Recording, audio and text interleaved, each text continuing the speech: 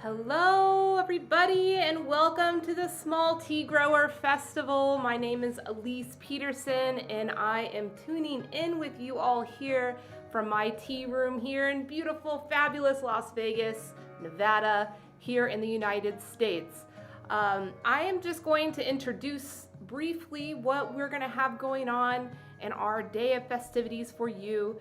We're going to have great educational, inspiring presentations from small tea growers from all over the world.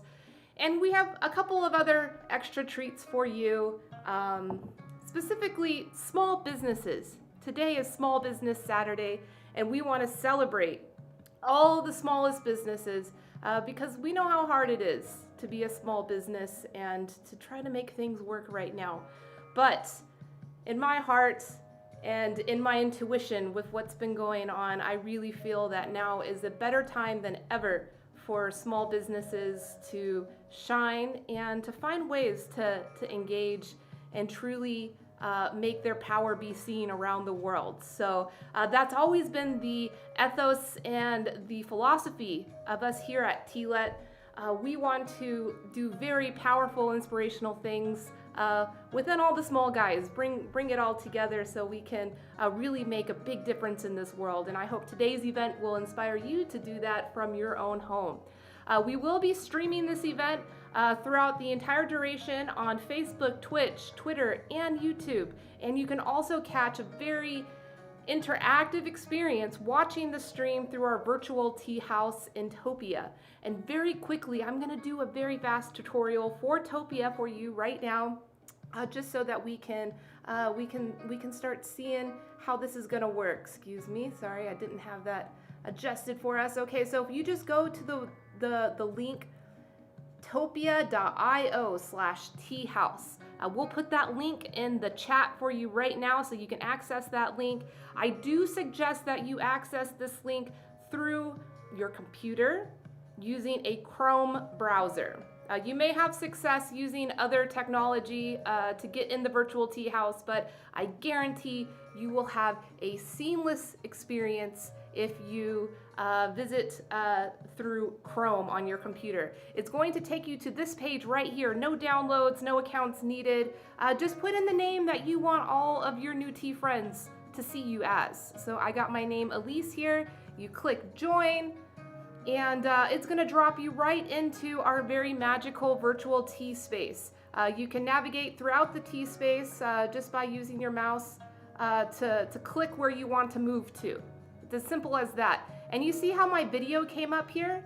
This is the video from my computer camera. When you come into close proximity, and you can see with the arrows, you see these arrows up here at the top? If you follow those arrows, that's where the other people are. And you can visit the rest of the tea house and see all the incredible art we have here. Let's just go say hi. Follow those arrows, that's where the other people are. And you can visit the rest of the tea house. Okay, and see all the we're gonna get audio playback if I go up there. But you guys can go ahead and go visit the other topes there and have some fun. I don't want to ruin our audio experience for our stream now. So you guys can go ahead and okay, I'm gonna exit now. There and have some fun. I don't want to ruin our audio experience for our stream. Okay, so That's that. Visit topia.io/teahouse through your computer. You're going to be able to literally drink tea with other people all over the world. We already have a crowd there. We actually have quite a few people that have purchased the premium experience, so they're actually going to be drinking the teas that all the small tea growers are going to be presenting to us today. So that is definitely going to be the most interactive way for you to experience this event today. Next, I'm going to introduce some friends. We have some special friends. I know they're not on the schedule, but I have been talking about them quite a bit lately.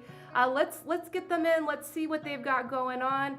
Patrick, Marie, let's see. Oh, we gotta get you unmuted. So Patrick and Marie are with Not Made in China in Albuquerque, New Mexico. They are incredible, talented small business tea artists that are going to be sharing in the event, and I like to call them co-sponsors of this event with Tealet. They contribute so much, and that's why I'd love to give them the stage to present with us. Marie, Patrick, you guys want to say hello? Howdy. Hey guys. Let's hang out with you guys. We're moving a whole bunch of teaware as we move along, so feel free to check in anytime. Yeah, we're gonna actually have Patrick's little wheel cam going all throughout the events.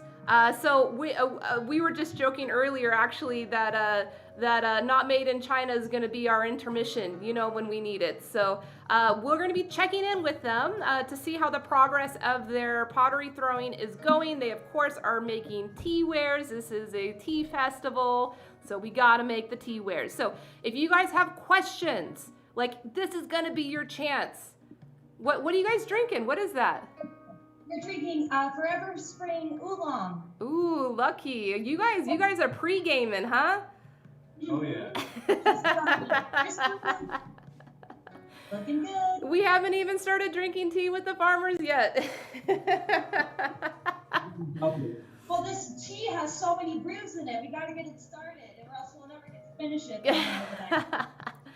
Awesome. So yeah, we're going to be checking in with you guys, and of course we are going to give you guys the stage for about 15 minutes at some point throughout the night, so that you guys can talk about your work.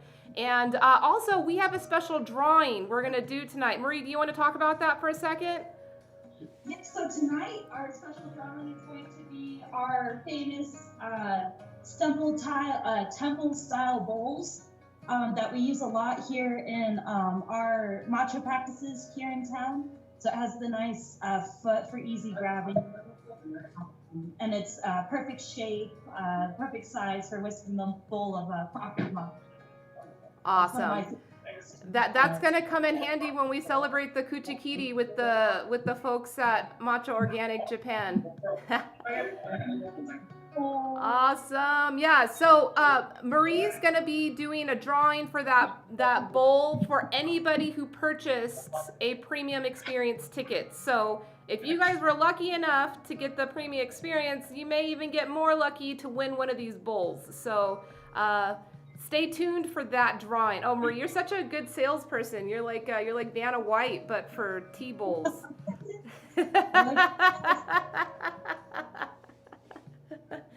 I was trying to be my Vanna White today. I wore my shiny gold because, you know, it's Vegas and we've got to celebrate. It's a party. We don't get to party very much, you know, outside anyway. So this is my chance. All right, guys. I'm gonna get the program started and we'll check in with you guys soon. All right, so you met Patrick and Marie. You're gonna meet so many other incredible tea friends throughout this night. So first we are going to have Matcha Organic Japan do a very brief introduction to what they've got going on in Shizuoka, Japan, and then we're gonna have a live session with them to celebrate the new grinding of the new matcha for this year called the Kuchikiri, and they'll explain everything for us. Then after that, we are going to have a wonderful aloha-filled spirit from our good friend Bob Jacobson at Hawaii Rainforest Tea, and he is also going to do a live interactive tasting of his magical Hawaii Spring White Tea.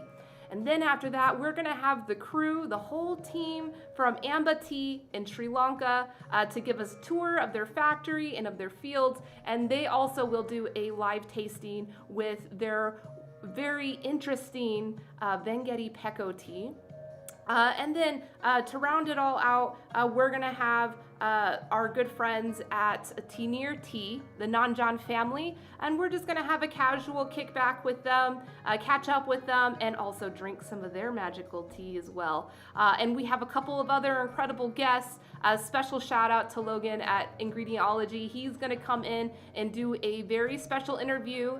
This is Chef Logan. We're gonna have a chef come on. So we're talking about all the small businesses, celebrating them today. So without any further ado, I am going to get the program started and welcome and introduce you all to the magic of Matcha Organic Japan.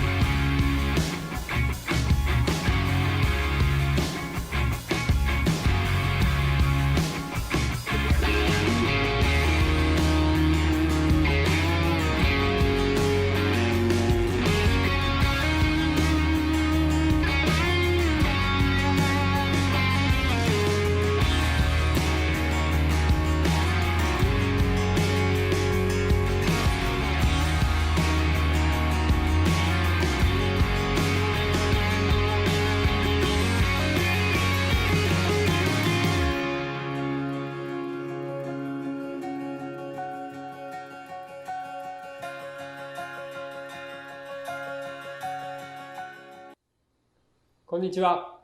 抹茶オーガニックジャパン株式会社代表取締役田村義之です。私は静岡の茶産地川根で約300年続く茶農家の13代目です。静岡のお茶の産地中山間地域では近年高齢化が進みリタイアする茶農家がとても多く、それを引き継ぐ若手がいないのが地域の課題となっています。2016年に同地域にある鍋島と呼ばれる集落の茶農家が高齢化でリタイアすることになりました。僕たち同世代が集まり、企業型農業を目指すため抹茶オーガニックジャパンを設立しました。代々続く茶農家5人が構成メンバーです。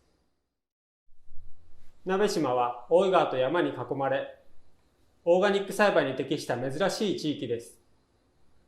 世界各国で抹茶の需要は伸びていますが、それぞれの国で農薬基準が違い、それが輸出を阻む障壁となっていました。それで僕たちはすべての茶園をオーガニックに転換することにしました。そこから4年、有機栽培に転換し、虫や雑草と戦い続け、肥料設計を工夫し、栽培技術を高めながら、2020年の春、ついに有機認証を取得しました。ここまでの数年は、美味しい有機抹茶を作るための準備期間でした。2020年春、抹茶の原料を生産する田茶工場が完成し、ついに第1回目の製造が完了しました。このニュースを皆さんにお伝えすることができて、今は嬉しい気持ちでいっぱいです。私たちは世界中で一番愛される抹茶を作り続ける農家でありたい。そんな気持ちで取り組んでいます。どんな人が私たちの抹茶を使ってくれているのか、直接会ってみたいと思っています。抹茶オーガニックジャパンの目指すゴールは、人とお茶が交差するオーガニック抹茶の里を作りたいと思っています。ぜひ遊びに来てください。それでは僕たちのオーガニック抹茶の里を紹介します。どうぞ。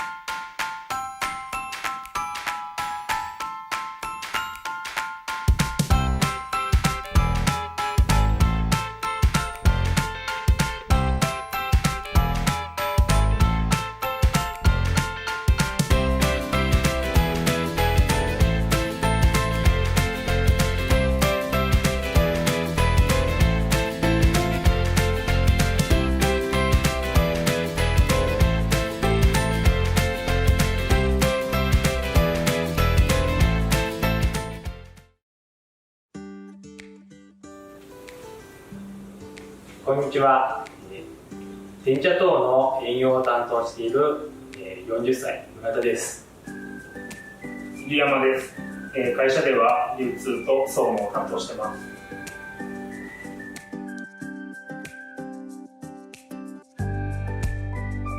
今まではその深蒸し煎茶を主にやってきたんですけれども、これからそのお茶を海外に広めていきたいといったところで、海外ではやはり葉っぱよりリーフよりパウダー、抹茶ですねの需要が多くて、よりその海外の人が身近に感じてくれて笑顔になってくれるような、有機栽培オーガニックの抹茶を作りたくて、この会社を始めました。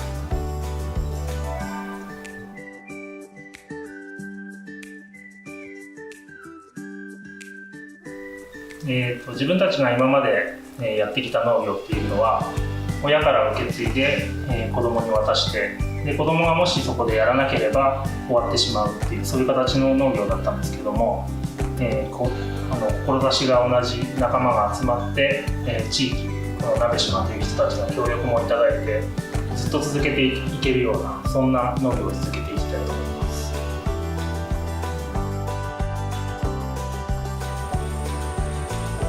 抹茶オーガニックジャパンの増田です。年齢は38歳です。担当は畑を担当しています。原西康俊35歳、製造を担当してます。今ここに見える畑が僕たちの畑で、後ろに見える工場が今年できたばかりの天茶工場です。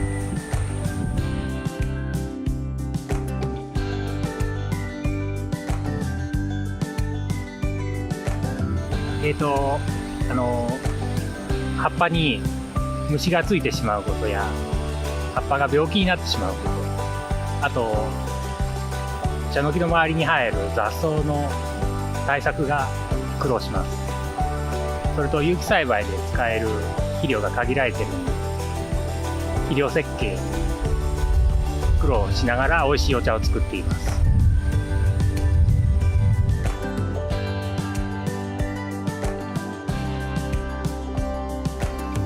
抹茶の原料は、天茶と言います。天茶は、生の葉っぱを蒸して三茶機で冷却したものを天茶炉で乾燥し、それを、骨と葉っぱに分けて、最後に、その葉っぱから、葉脈を外して粉砕したものが抹茶になります。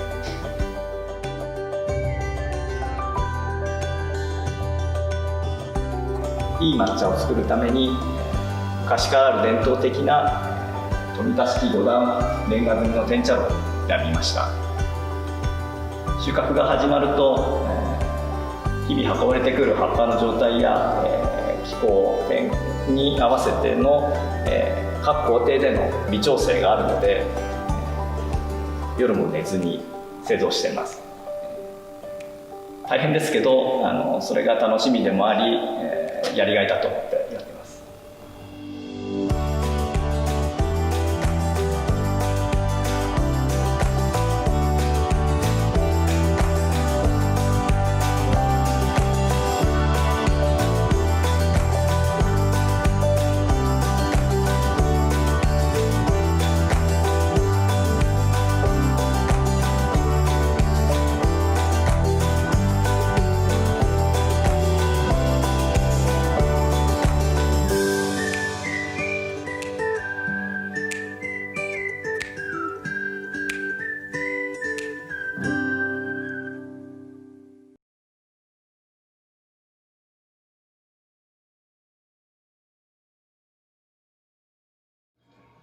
All right, wow, that was an incredible way to tell y'all's story.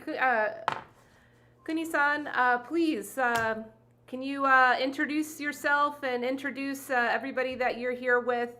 This is live, so the video that was shared before was produced before, if you couldn't tell. But we do have the folks from Matcha Organic here live, so I'm going to allow Kunikazu-san to introduce them, please. Thank you, Elise. Hi, my name is Kunikazu Mochitani from Matcha Organic Japan. This is the brand new shiny factory just built this year. This is the Tencha factory. Actually, the all the harvested leaf would dry up here, and these are our colleagues. The owner of the Matcha Organic Japan, the farm company. Is Yasu.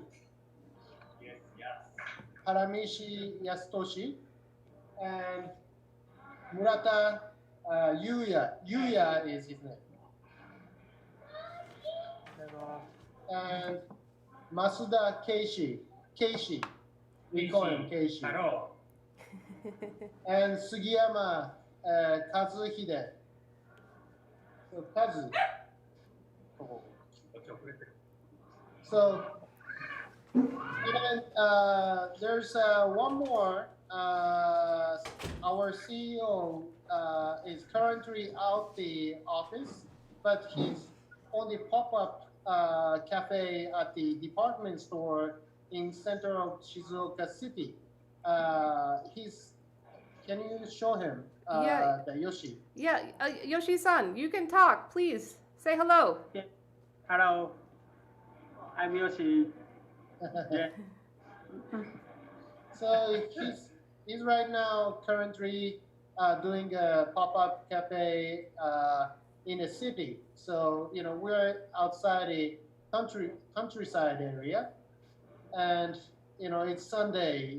He cannot take a break, so he's over there broadcasting from the two areas right now. Mm-hmm. Oh, his camera went out. Oh, he's back. He's back now.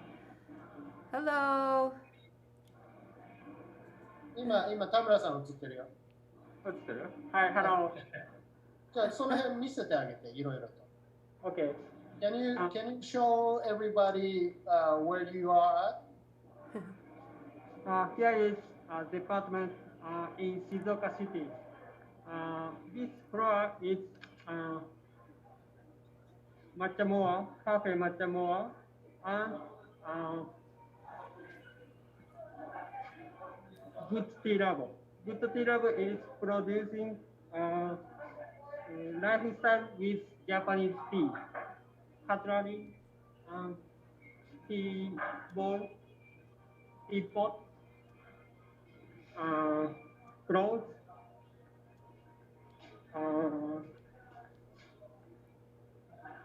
tobacco, tea box.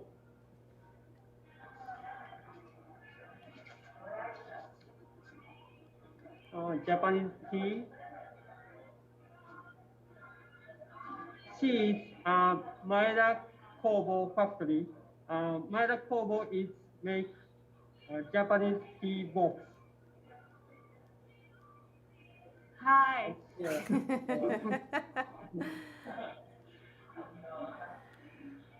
All right, Kuni, I guess I'm gonna jump right in. I got some questions, but also, just to let everybody know, if you're in the chats, this is your time to ask a matcha farmer any question you've got. It doesn't matter how silly you think your question is.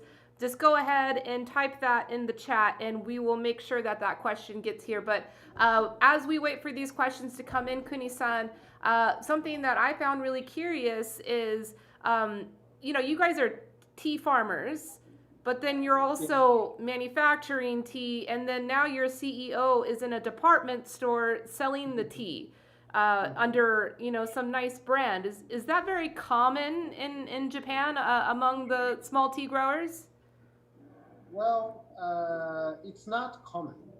It's starting, but you see, we're kind of young farmers struggling how to survive in that new life, and of course the agriculture in every nation is hard living situation, but to be small tea farmers to survive, we need to go out there and start selling by ourselves.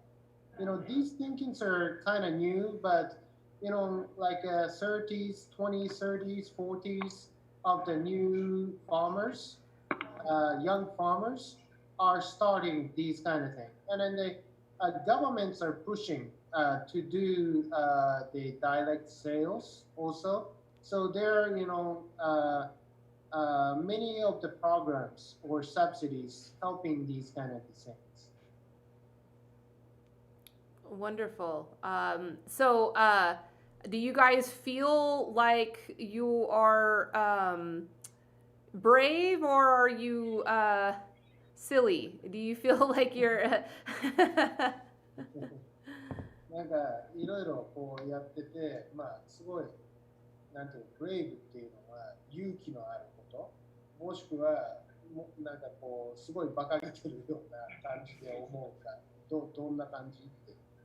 まあ、yeah, brave, yes. Woo! but you see, everything is new to the farmers, you know. So yeah, be in front of the store like that. That Yoshi used to work at the fashion industry in Tokyo. So he's, you know, good with the dealing with the customers.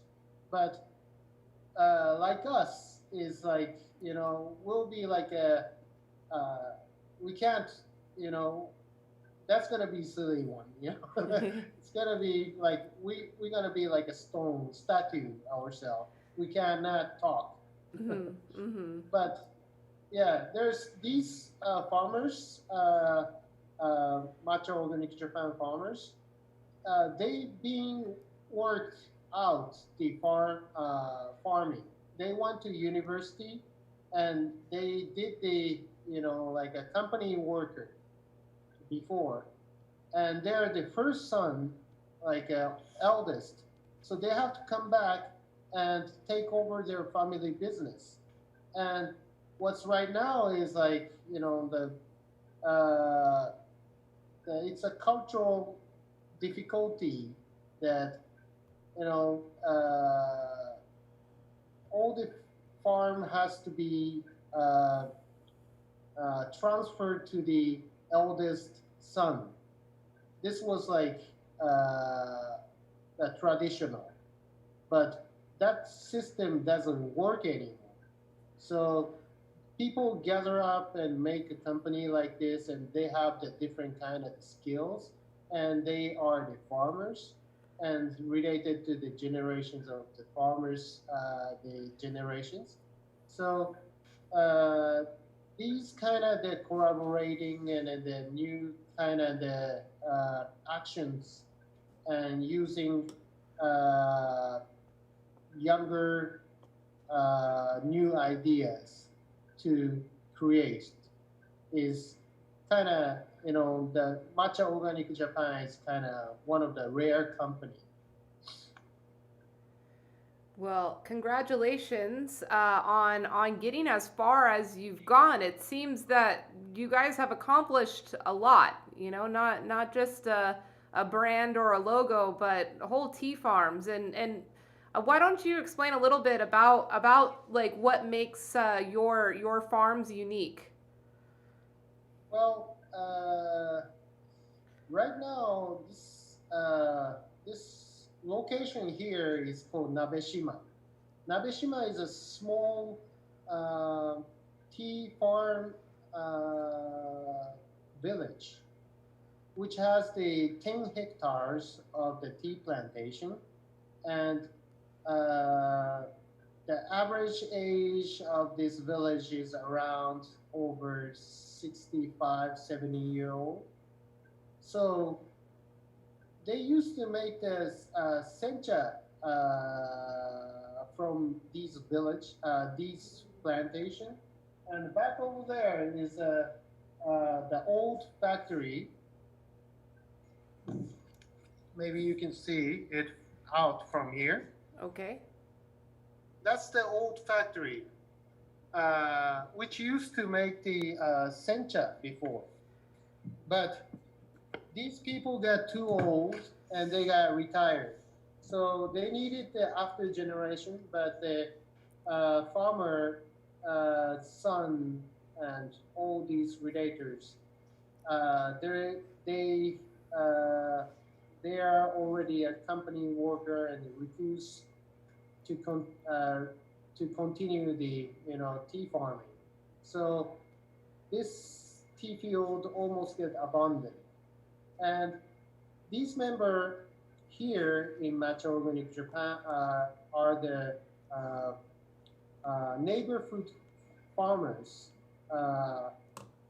They have their own tea field too from the family, but these area are having tough time, and they have the same kind of the problem too, and they gather up and try to do the new thing, which was the organic farming with the matcha making. So 3 years ago, they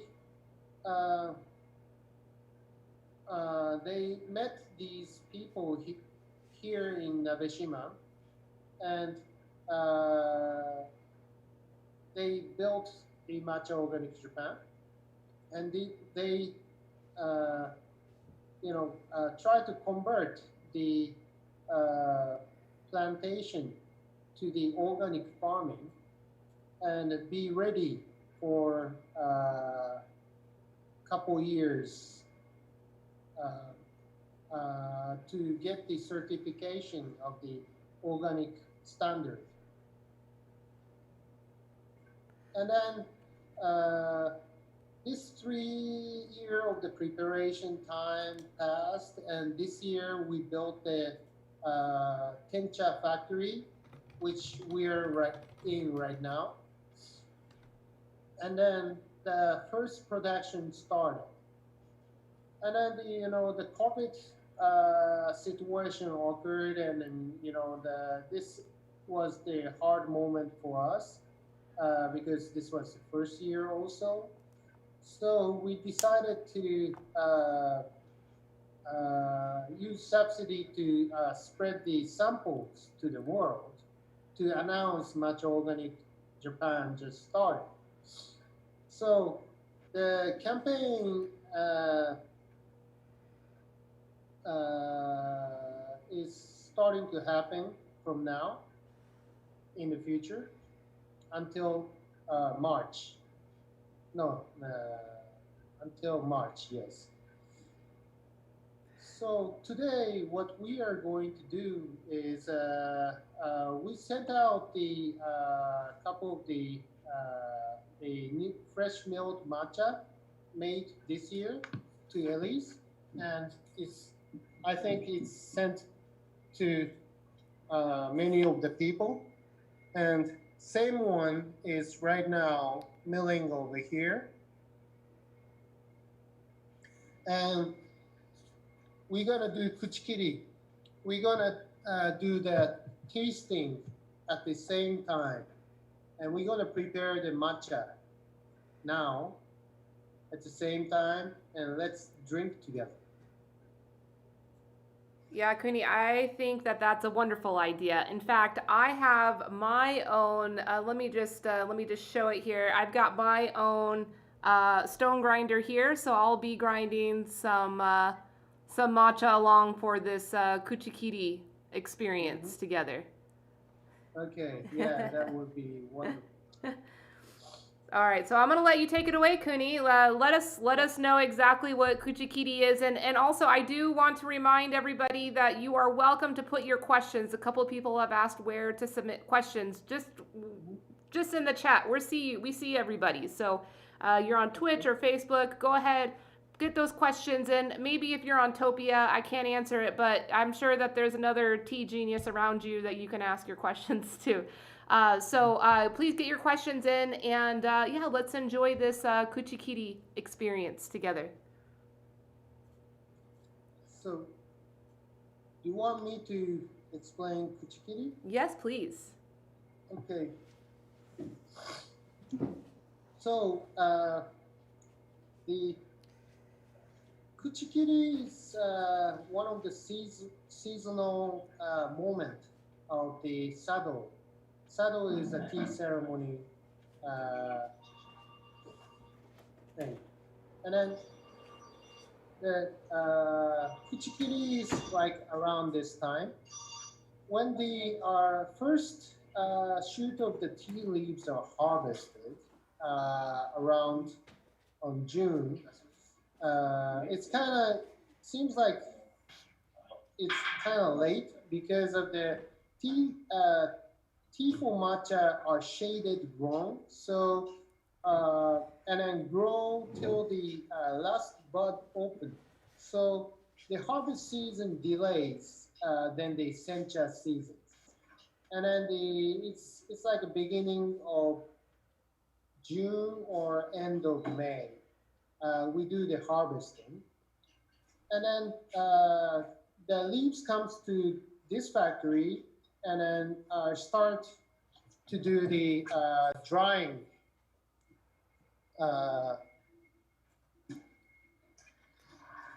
It will come to here and drops the leaves here and enters to this container. And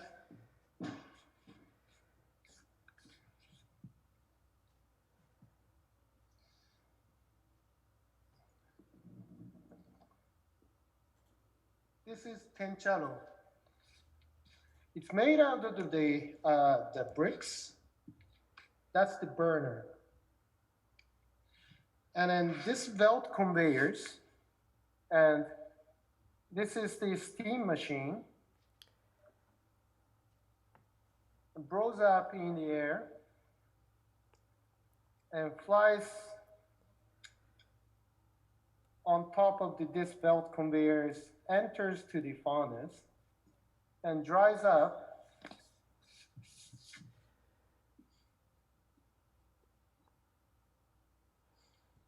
So layers of the belt conveyors inside.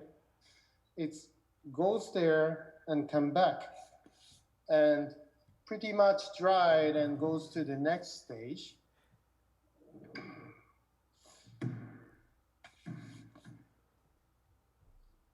These are the final drying machine. This is the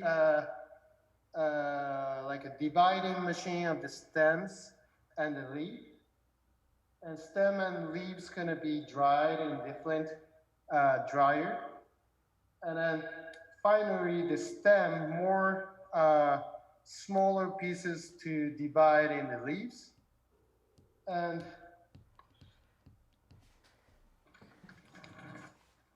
this is the packing section. It comes out here, stem and leaf. And when these, this is called daikai,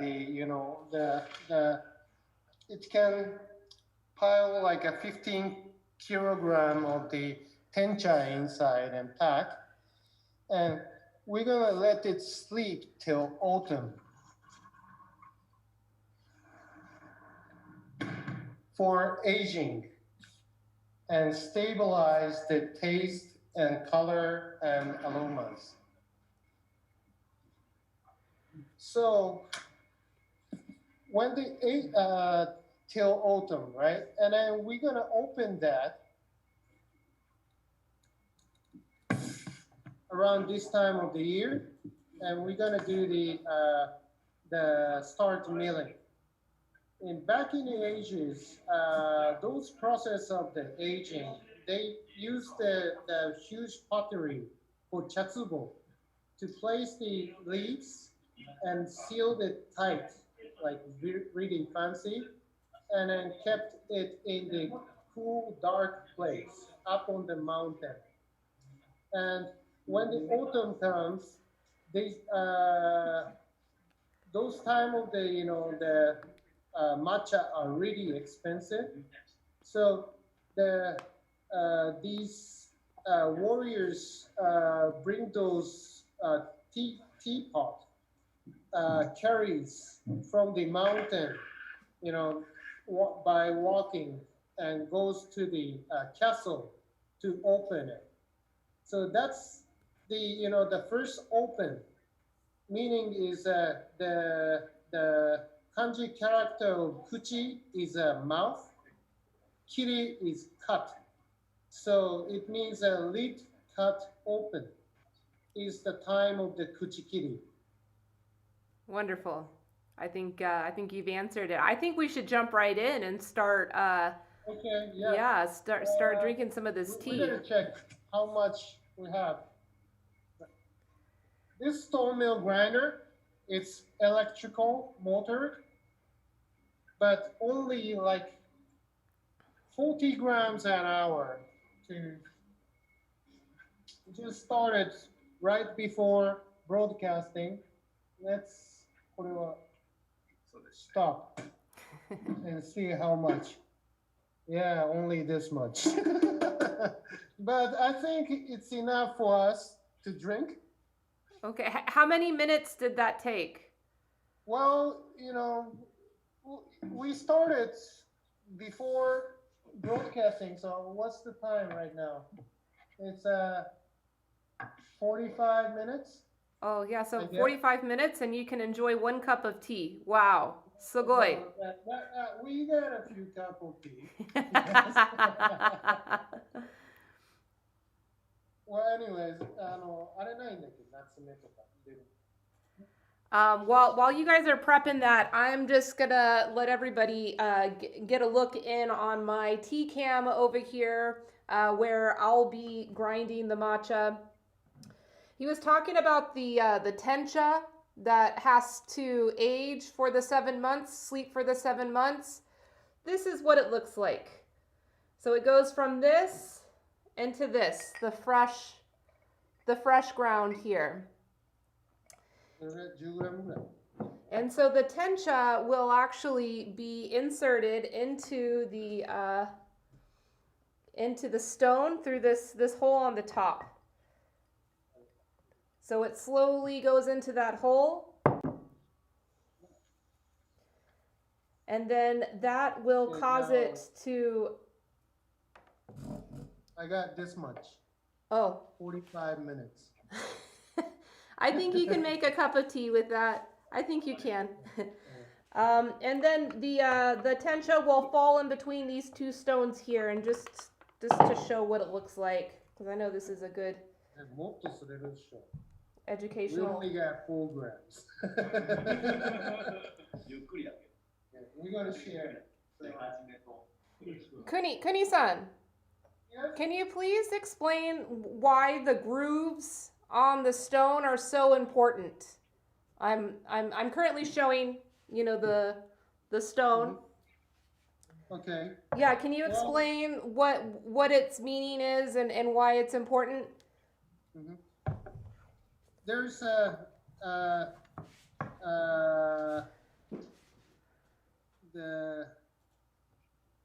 professor who studied about this matcha, the particles, and I tried to read it. It was too difficult to understand. Sorry, but what I see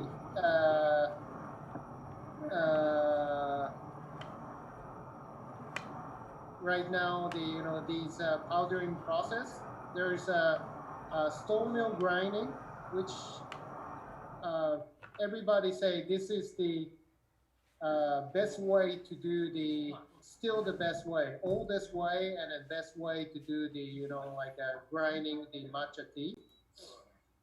And there's a bowl mill, bed mill, and also the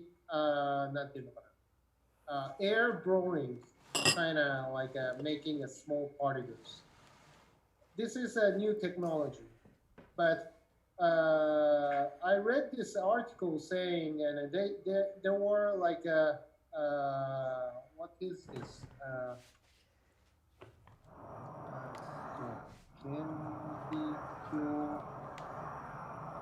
Microscope picture on this article. The particle size is the same, similar. Mm-hmm. But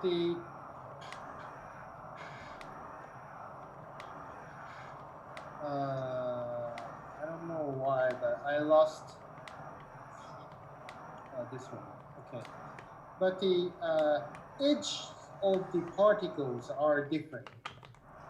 Like So, in the article says matcha tea when you whisk has a bubbles. This edge is the important part to create these bubbles.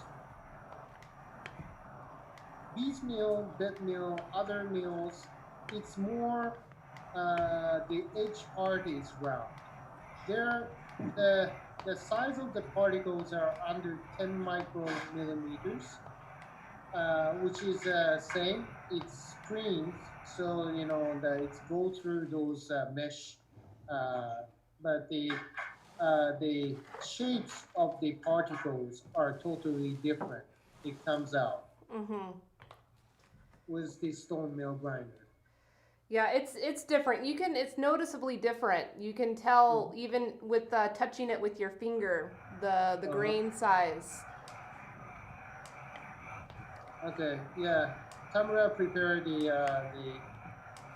matcha latte. Oh, he made him. Oh, let's tune him in. Let's get him here. Yeah, where's Tamura? Got him. Oh, what? What? 田村さん、今映ってるよ。何ですか？じゃあ、ラテもうちょっと見せてあげて。何書いた？ Elise. Aw, kawaii! So cute!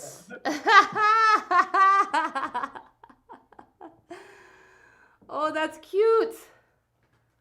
Get that out of there. Oh, sugoi!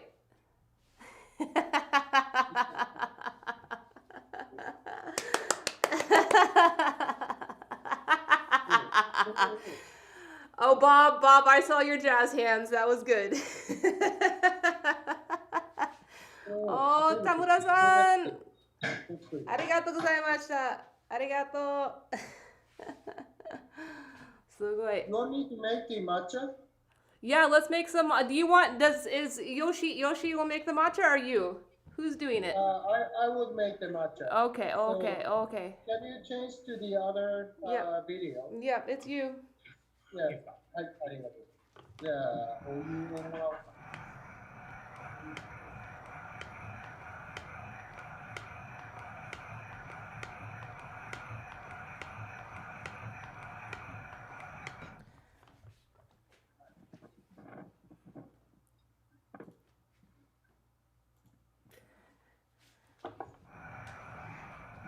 I'm still grinding.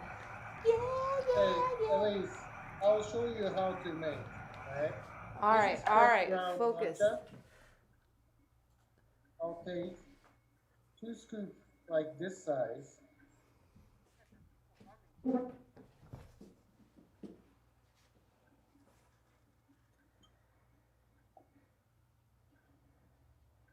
This is around 70 cc of hot water.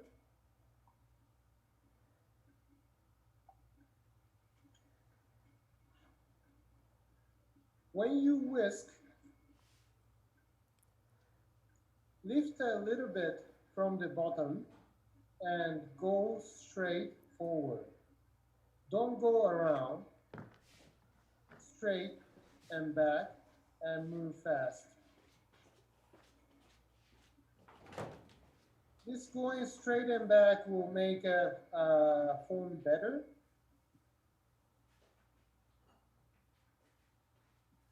When you see a big bubble, try to break it. How do you break it, Kuni? Well, you find it and you, I don't know. just break it. It's like folding cheese. No one knows how to do it. You see?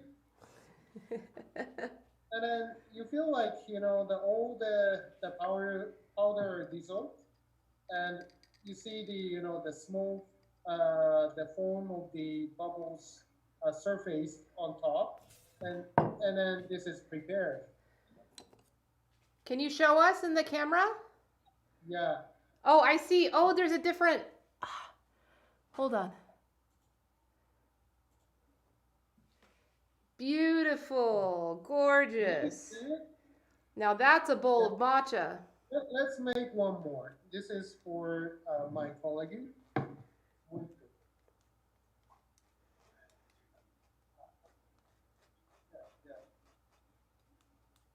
There's powder already. All right, while you're preparing that, Kuni, I'm gonna go revisit some questions that we have in the chat. You can just go ahead. I've got the camera going on you. Okay. So around 70 cc of hot water. All right. And then whisk again. 切れちゃった。電池切れちゃった。Okay, sorry. It's okay. 大丈夫。 My phone died. 大丈夫。 So, yeah. Okay. All right. This is good. Yeah. Rest. You see, this big bubble appears, and I try to move this whisk and break the big bubbles. こっちの方が濃いね。 So, Kuni, we have our first question I want to make sure that we address quickly is from our friend Byunggun Park.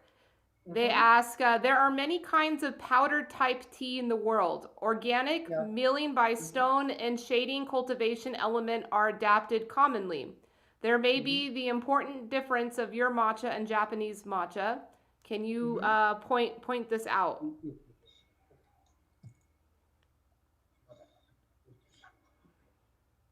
Can you repeat that again? Sorry. Of course. So there are many different types of powdered tea in the world. Organic, milling by stone, and shading cultivation element are adapted commonly. There may be the different importance of your matcha and Japanese matcha. Can you point it out? Point it out. Well, I think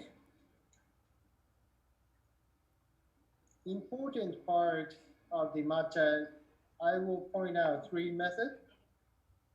One is the shading method, and then the other is the drying method, and third is the powdering method. So the first one, the best, the shading, we say is shelf structure shading, which, you know, quite an investment on the tea field. But the appearance of the tea with the shelf shading structure appears really well. And it could shade more time than the direct covering on top of the tree. But the matcha is kind of like this global demands are expanding radically, really quickly. So all those the shelf structure tea field are not enough for worldwide demand. So we want to increase more shelf structure, but the investment of it is expensive. So not many farmers can have it. So this is one of the problems of the, you know, quality appearance. And then secondly, the tencharo is a big expense, big initial expense also. So the owning a tencharo is like, you know, this factory costed around $2 million US. And, you know, to apply, of course, we got some subsidy to apply, and also the loan from the JA Bank and other bank, and but this is really tough thing to do. So to increase the number of the high quality matcha, this is it will take time. It will take a lot of expenses. So it's not many people can do it and succeed.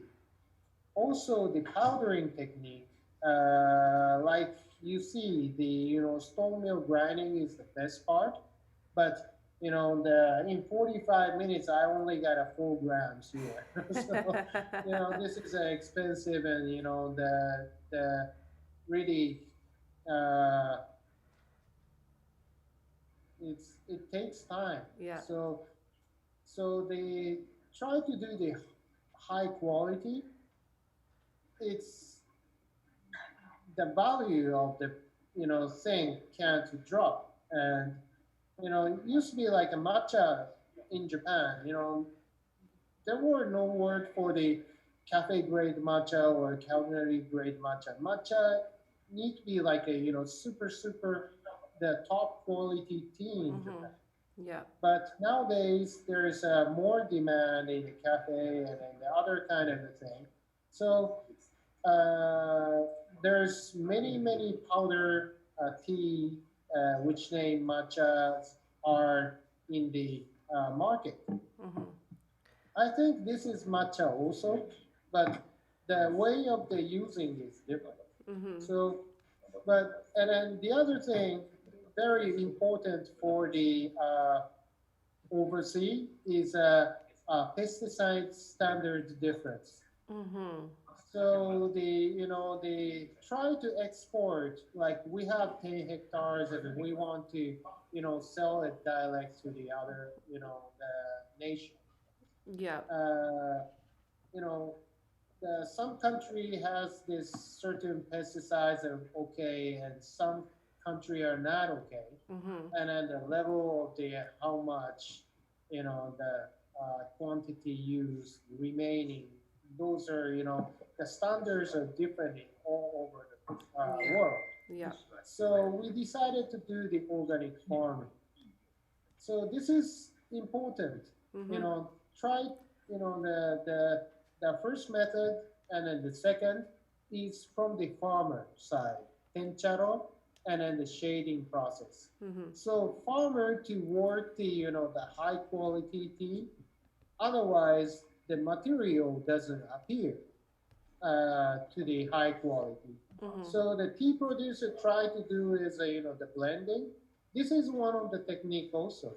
But if you really want to go for the good material to blend, then you need to have work from the farm, which we are the farmers. And this is how some people say is organic can't be like as good as the like good tea as the uh, the high quality. But farmers are from the farm side, they the fertilizers are limited because of the organic standards allow the certain fertilizers to have the certified fertilizers, which is to use those, and then only you can use limited kinds of the fertilizers, which are certified fertilizers. Mm-hmm. So if we use something else, then we would not getting the certified organic. But the designing of this combination of this the all certified fertilizers, we're trying each year change. Mm-hmm. This makes the taste different each year. Of course, this is the farm dialect out product, but sometimes it's go if we are on the right track, then it would improve. But sometimes the weather condition and everything didn't go well, then it will go down. Yeah. So it's a starting moment, and we've tried that this couple 3 years. This preparing moment,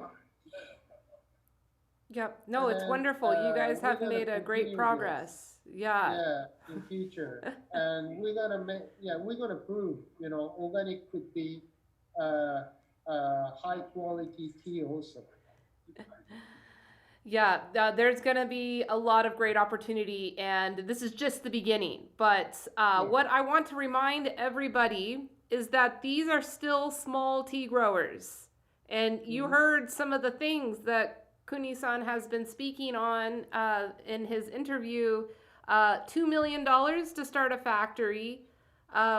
More expensive and difficult to do organic, even though that's what you'd want to do. And then the marketing being a challenge. So, I think it's important that we know about these things, and that's why we're having this festival. And Kuni, thank you so much for bringing the whole team in and teaching us so much about matcha. Thank you, Elise. Yeah. So our teas are prepared. So is yours? Is mine prepared? I was still grinding it. I did start putting, I whisked it in, but yeah, let me whisk it together. You guys go ahead and do your thing, and I'll Yeah. Let's drink this together, and I want people's comment on it too. Okay, yeah, some of our viewers, they are drinking it together, and they're talking about, how frothy and the small bubbles. Joni said she got small bubbles in her cup, so that's good.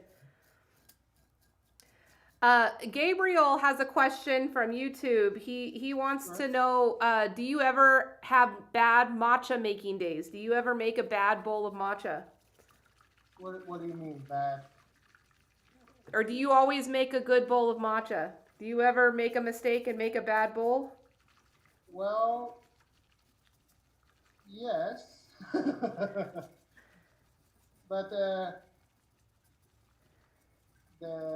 this past how many years since I met you? 1 year before. That was, I think, 2014, wasn't it? Yeah, and just to show how cool Kuni-san is, we met at Burning Man, of all places. True story. So yeah. From there, I've been preparing this tea for how many cups? In the World Tea Expo, all the people I met in the Burning Man Festival, traveling all the world, and each time I meet the new member, then I prepare tea, since Water temperature. So, right now I'm pretty getting good at it. But in the beginning, I was really, Watashi mo. Okay. Anyways, yes, this is a celebration moment of the drinking tea together.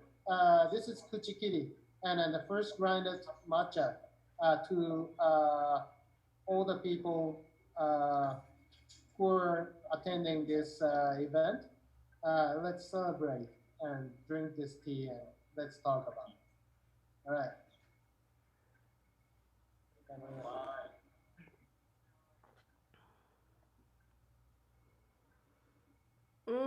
Oishii. 美味しいね。本当。美味しいよね。Oh man, there's no bitterness, only sweetness. Yeah. これやぶきたでしょまだ。This cultivar is Yabukita, but not bad. Yeah, Yabukita Yes. usually is for sencha, right? They usually don't use Yabukita for we the have matcha. 10 hectares right now is trying to replant it to the other kind of the cultivar, but this is 10 hectares big. So we try to do like 3,000 to 5,000 square meter each year. It's been a 3-year right now.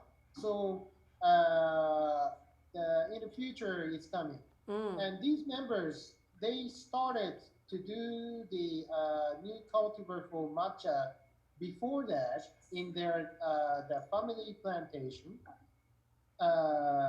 like 5-6 years ago, yeah, that some of these members have the solar plantation. They bought it from me. Oh, cool. Okay, so their plantation are right now starting to harvest. One of the members, Sugiyama's plantation, has the Samidori and Okumidori prepared this year. And then the Haramishi has, Haramishi remember? Yeah, he also has a Samidori Okumidori. Wow.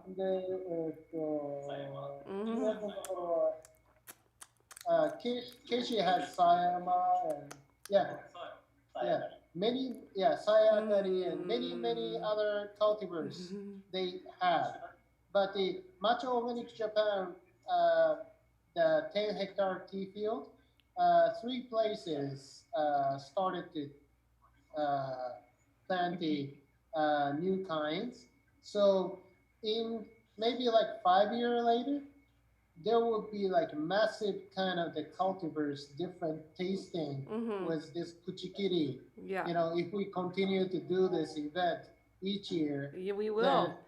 yeah. It's I don't know, gonna be, chat. What do you guys think? fun. You guys think that we need to carry on this tradition of kuchikiri here around the world? Let us know. Kuni, we're gonna have to move on, but I did want to share one note we got from one of our viewer that's drinking tea. Actually, there's a lot of people. Everybody is cheersing with us, so this is so nice. Real virtual tea party. I love it. But we got this note. Very fine, tiny bubbles. So good. Very sweet and mild. That aftertaste is delicious. Lingers very beautifully. Thank So, you very much. yeah. Thank you.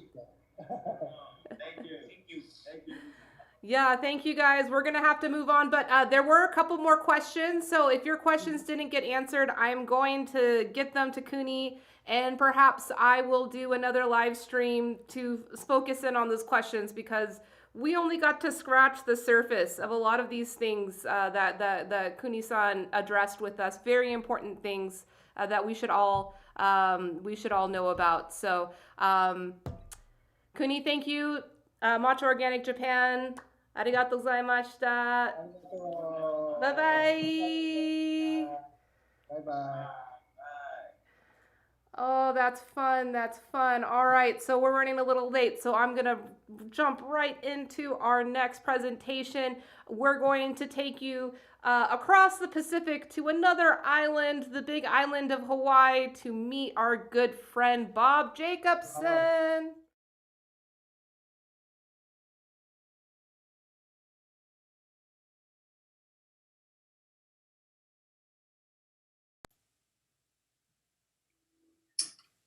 I guess I'm going to introduce myself first. I'm Bob Jacobson. I'm a tea farmer here in Hawaii. I've been farming here in Hawaii since about 2009. I started growing my first plants in 2008, and they all died. I had a terrible problem trying to grow them at the beginning.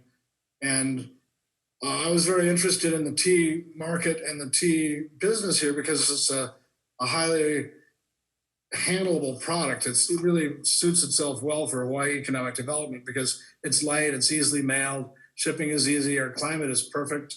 There's a history of growing tea here. First Chinese immigrants came in the 1820s.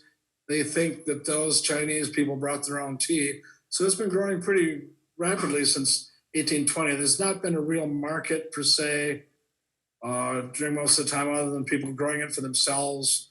And there was an effort by our big industry, our sugar company, to grow a big field of tea. They would put in now 100 acres or something at one point. Now there's just about 4 acres that left with almost 3-foot diameter tea plants. They put it in the 40s, but it required too much labor and it just could not compete with third world tea. So we do a lot of tea here, but the market really started developing in the late 70s and early 80s by some local hardcore farmers who wanted to grow their own tea.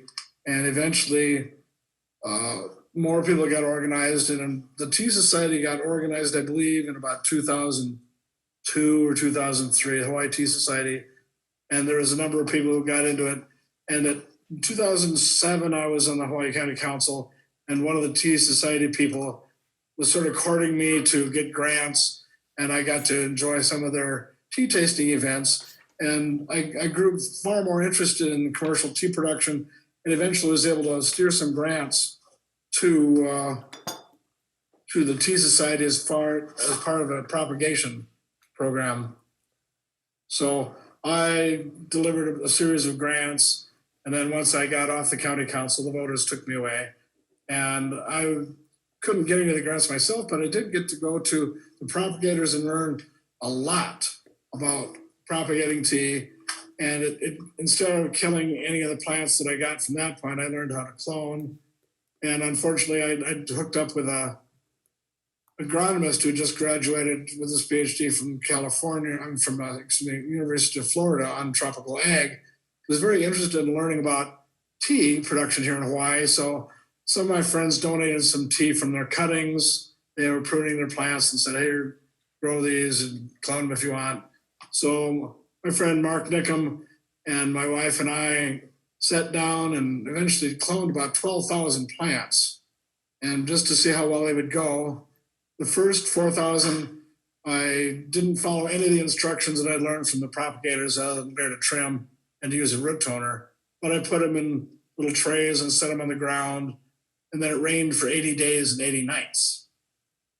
That was the secret, actually, that they needed to be wet for 80 days, 24 hours a day. And since I live in a rainforest, and it's raining quite nicely today, that was a successful load of 4,000 plants. I got like 99% propagation, whereas I'd had maybe 50 plants before, which I had murdered vigorously. But I put these into the ground when they're about 4 inches tall. You're supposed to wait a year, but I had no water because I live on catchment. So the only water was in the soil, is what we call it here, that covers the lava rock. It's about anywhere from a millimeter to 3 inches deep, and underneath that it's just unbroken lava.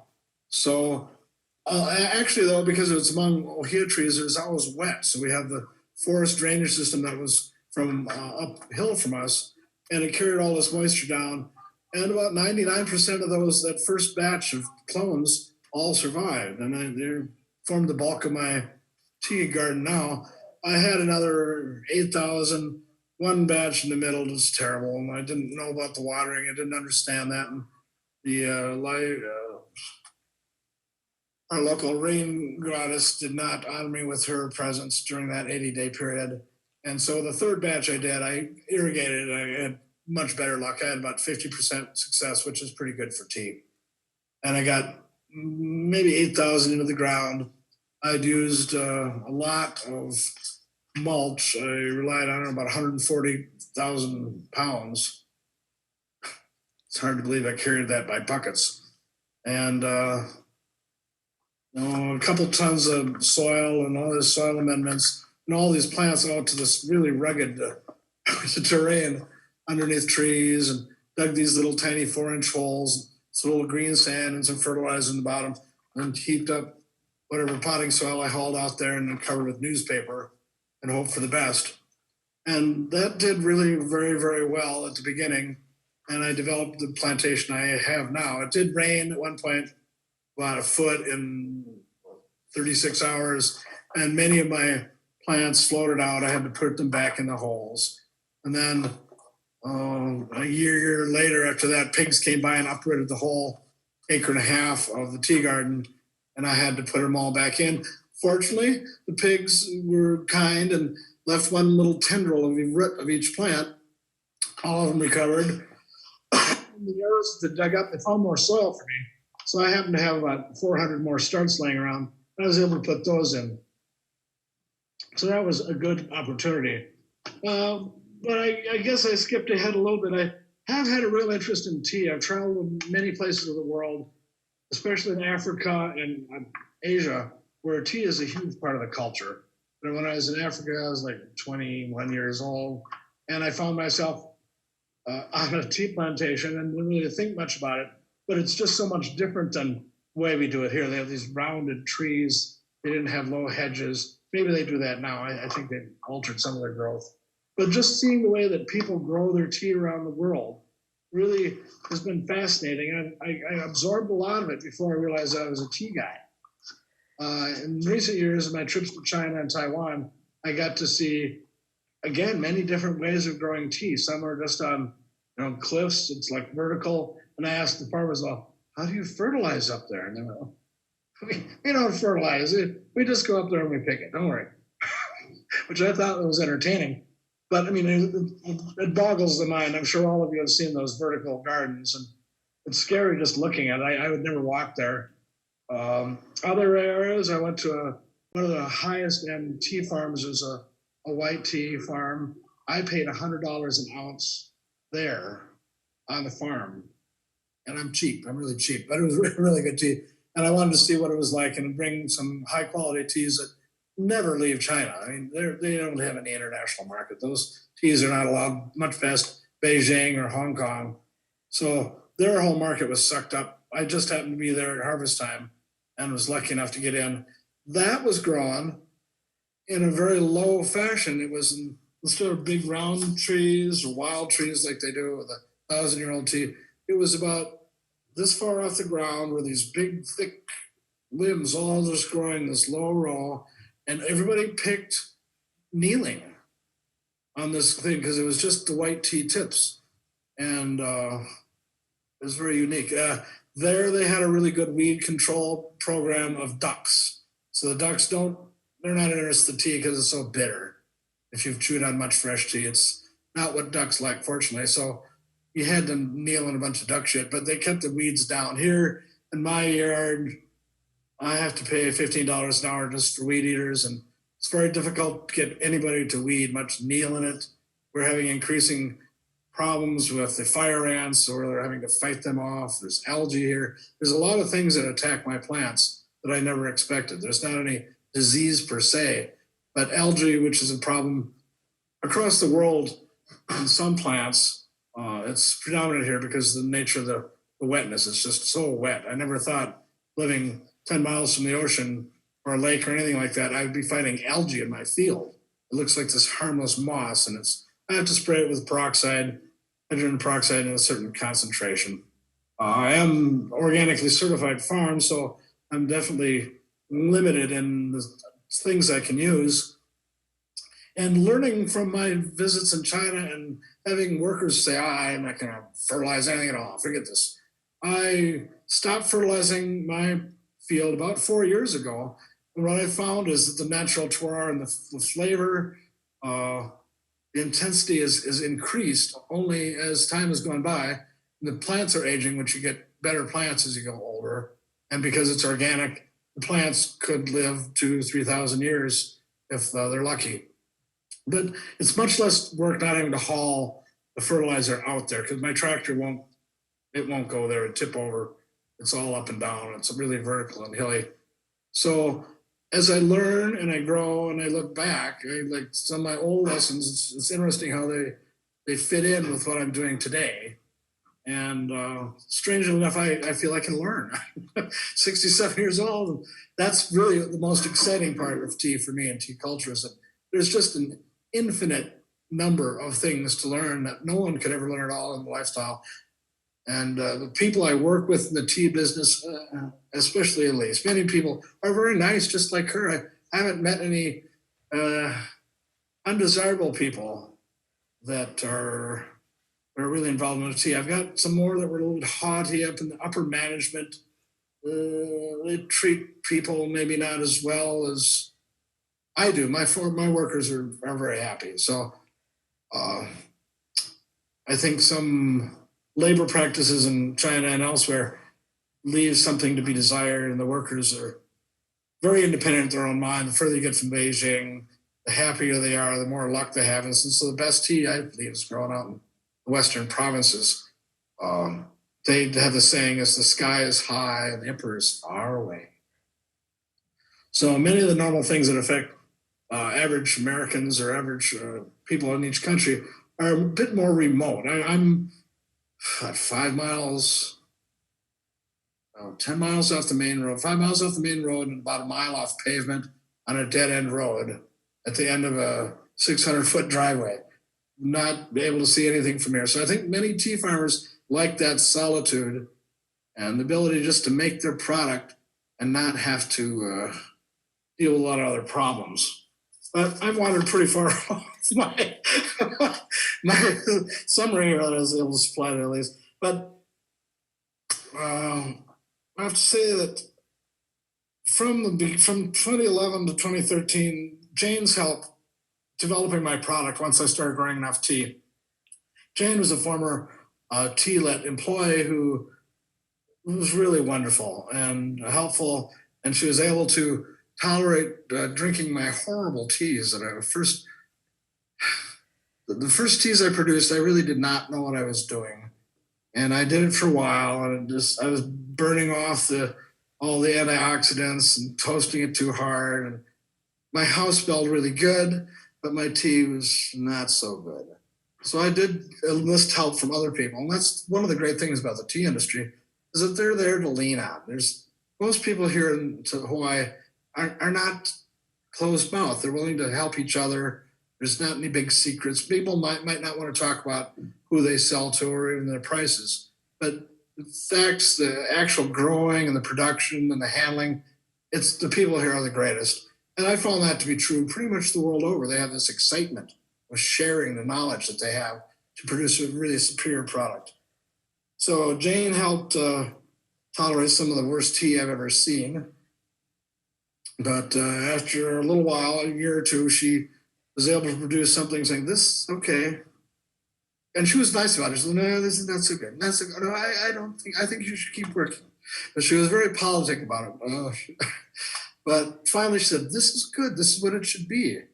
And then I stopped handling it in terms of other experimental measures. And I got the right temperature, the right pickers, all these things came together. Because of white tea, there's considerable variance in how much you pick, because some people pick really tight and some people pick a little bit looser.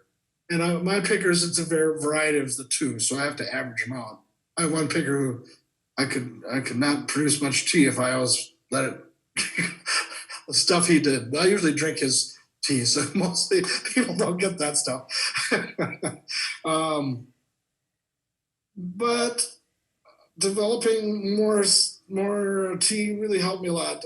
Finally, the last bit about Jane is that her favorite method of my tea was drinking it cold brew. So that I'd never really thought about it that way. And then she said, I supplied her with good tea for a little while as payback.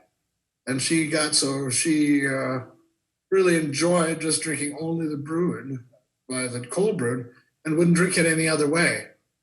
So I have not done enough of that myself, and I may eventually put that into my product line if I decide to bottle something here, but I'm far away from that, and bottles are heavy and easily broken. And in Hawaii, we don't have a big glass industry rather.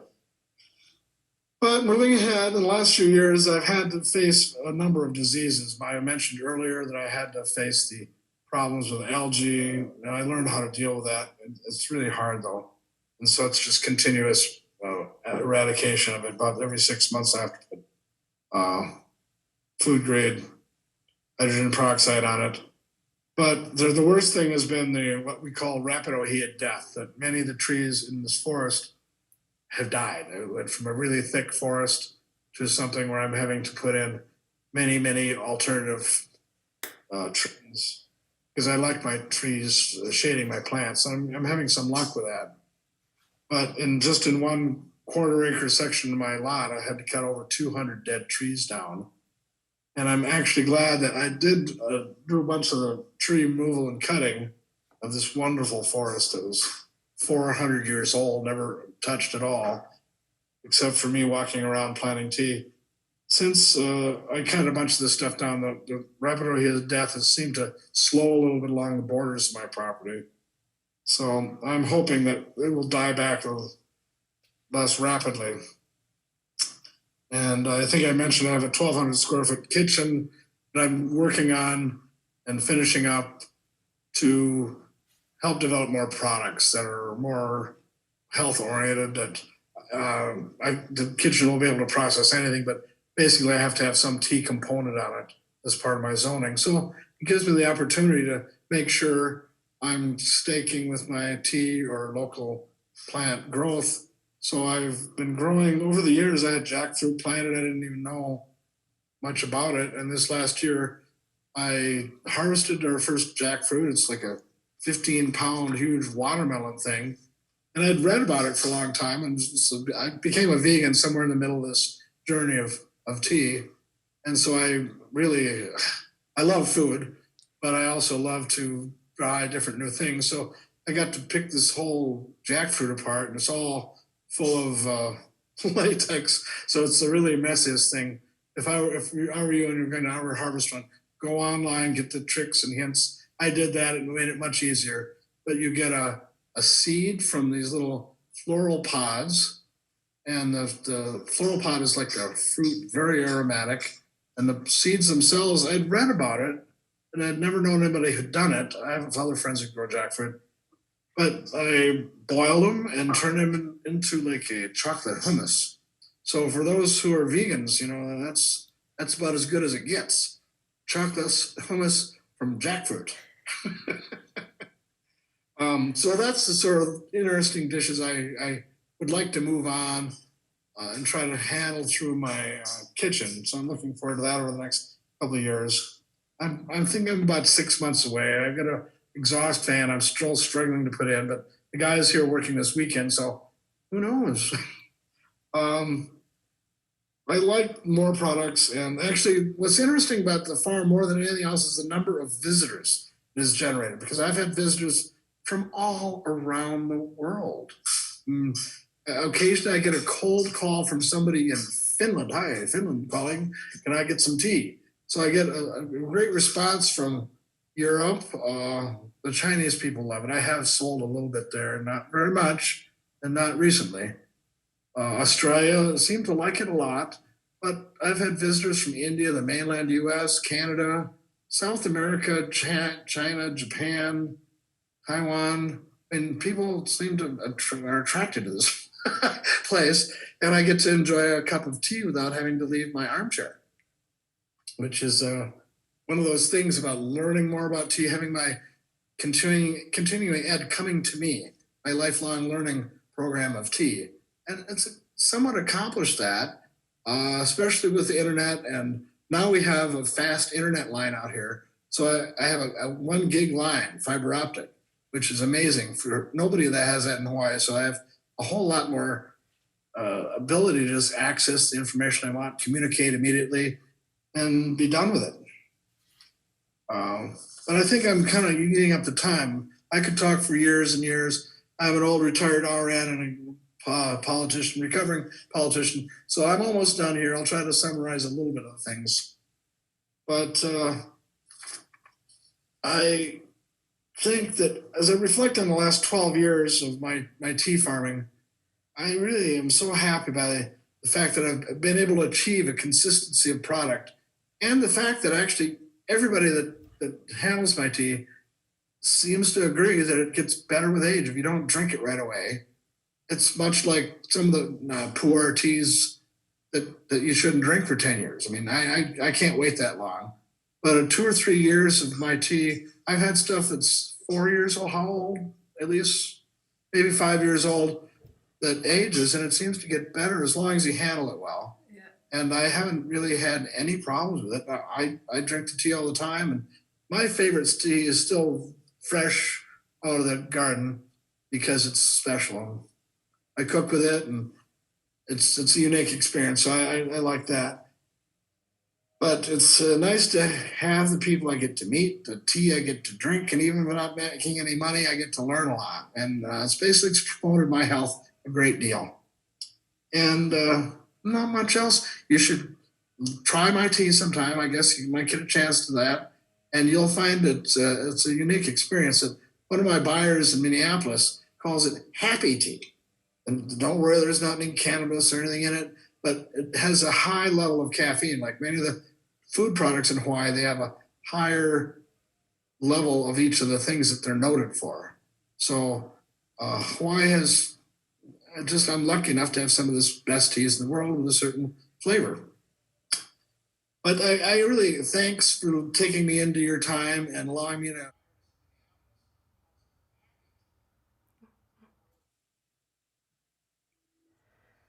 Oh, I'm sorry, guys, if I cut off Bob there too early.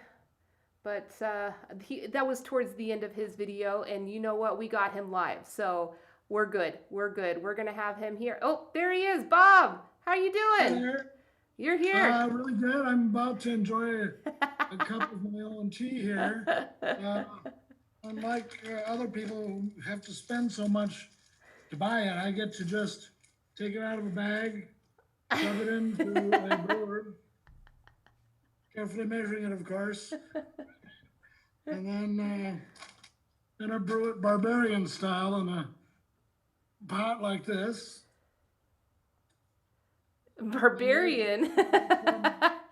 See, people, we don't have to brew tea anyway. You can brew it however you like. If you want to be barbarian like Bob, you can be barbarian.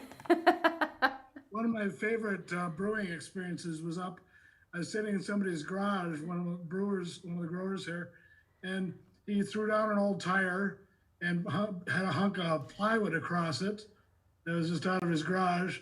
And we sat brewing tea on the top of this old plywood disc in a brewer and watched the rain fall on the beautiful plants just outside the door. Wonderful. Bob, we have a friend on the internet that from Denmark of all places that says, I feel at home with the way Bob is brewing tea. Well, I'm half Danish. That's where half my family come. The rest are from Sweden, so I'm Hapa. Oh, so you're Swedish, Danish. Swedish and Danish, yes. Wow, wonderful. And my mom's maiden name was Peterson. I thought that might appeal to you. Spelled the same way as mine? Yes, exactly. We might have some. See, we're all cousins family. Somewhere. We're all family. I'm not being quite as barbarian as you are here. I'm just brewing your tea in a beautiful glass pitcher here. A bit more conservative with it than you are, Bob, because I don't live on the farm. Use lots. 20 grams per cup. Buy some more. All right, Bob, we have a lot of questions for you. So while we wait for our Tyler, tea. I think mostly I gave a pretty good introduction, I think, in the video, and your editing was superlative. So I'd be happy to just take questions. Yeah, okay, so first question. What island are you on? I live on the island of Hawaii. Some people call it the Big Island, but the actual name of the island is Hawaii. It's the largest in all the chain. All the other islands would fit right inside of it. And I'm on the Puna side, near the volcanoes. And what is your exact altitude? Exactly 1,000 feet runs through my house. So my field may go up to 1050, and there's a bottom end probably maybe 950, but pretty much 1,000 feet. Awesome. Yeah, so that's actually not so low elevation. 1,000 feet's a decent amount of height. Definitely not as sea level as some of the other farms on Hawaii, I'm sure. Right. So our friend George out in Texas asks, what distinctive characteristic does your tea offer, Bob? Well, I was watching one of your tea tasting sessions on my tea earlier, and actually it tastes, there's an overwhelming undercurrent of honey that seems to go through it. That's what almost everybody tastes. There's a lot of orchids growing all around throughout the whole plantation. And there's guava plants that occasionally crop up. So I have these floral and citrus-like flavors. And the thing is that it's organically certified. So it's really carefully handled. The plants themselves are growing in an area that's never been bulldozed. So it has all the native microbiotics and little germs that help transport all the ingredients, the raw materials into the plant. And we also we're really blessed with many, many inches of rain, anywhere from 100 to 200 inches of rain a year. So we have lots of fresh, pure water, land that's never been handled with anything else. It's never been bulldozed. And in the last 4 years or so, I stopped using fertilizers. I've lost a little bit of production, but I think that the real flavor is coming through the plants now. So I think those are some of the things I offer. Wonderful. Bob, I've got maybe it's a controversial question. I think this question is really going to say a lot about the spirit and culture of small tea growers. But we have a fellow Hawaii small tea grower watching, and he asked, how about some information on your processing of your white tea? Are you gonna share this trade secret? No, it's not a trade secret. Well, some people were a little bit shy about it. It took me a while to learn, but I'll tell you exactly. Basically, I pick the top 2 leaves in a bud, and then depends upon what mood I'm in.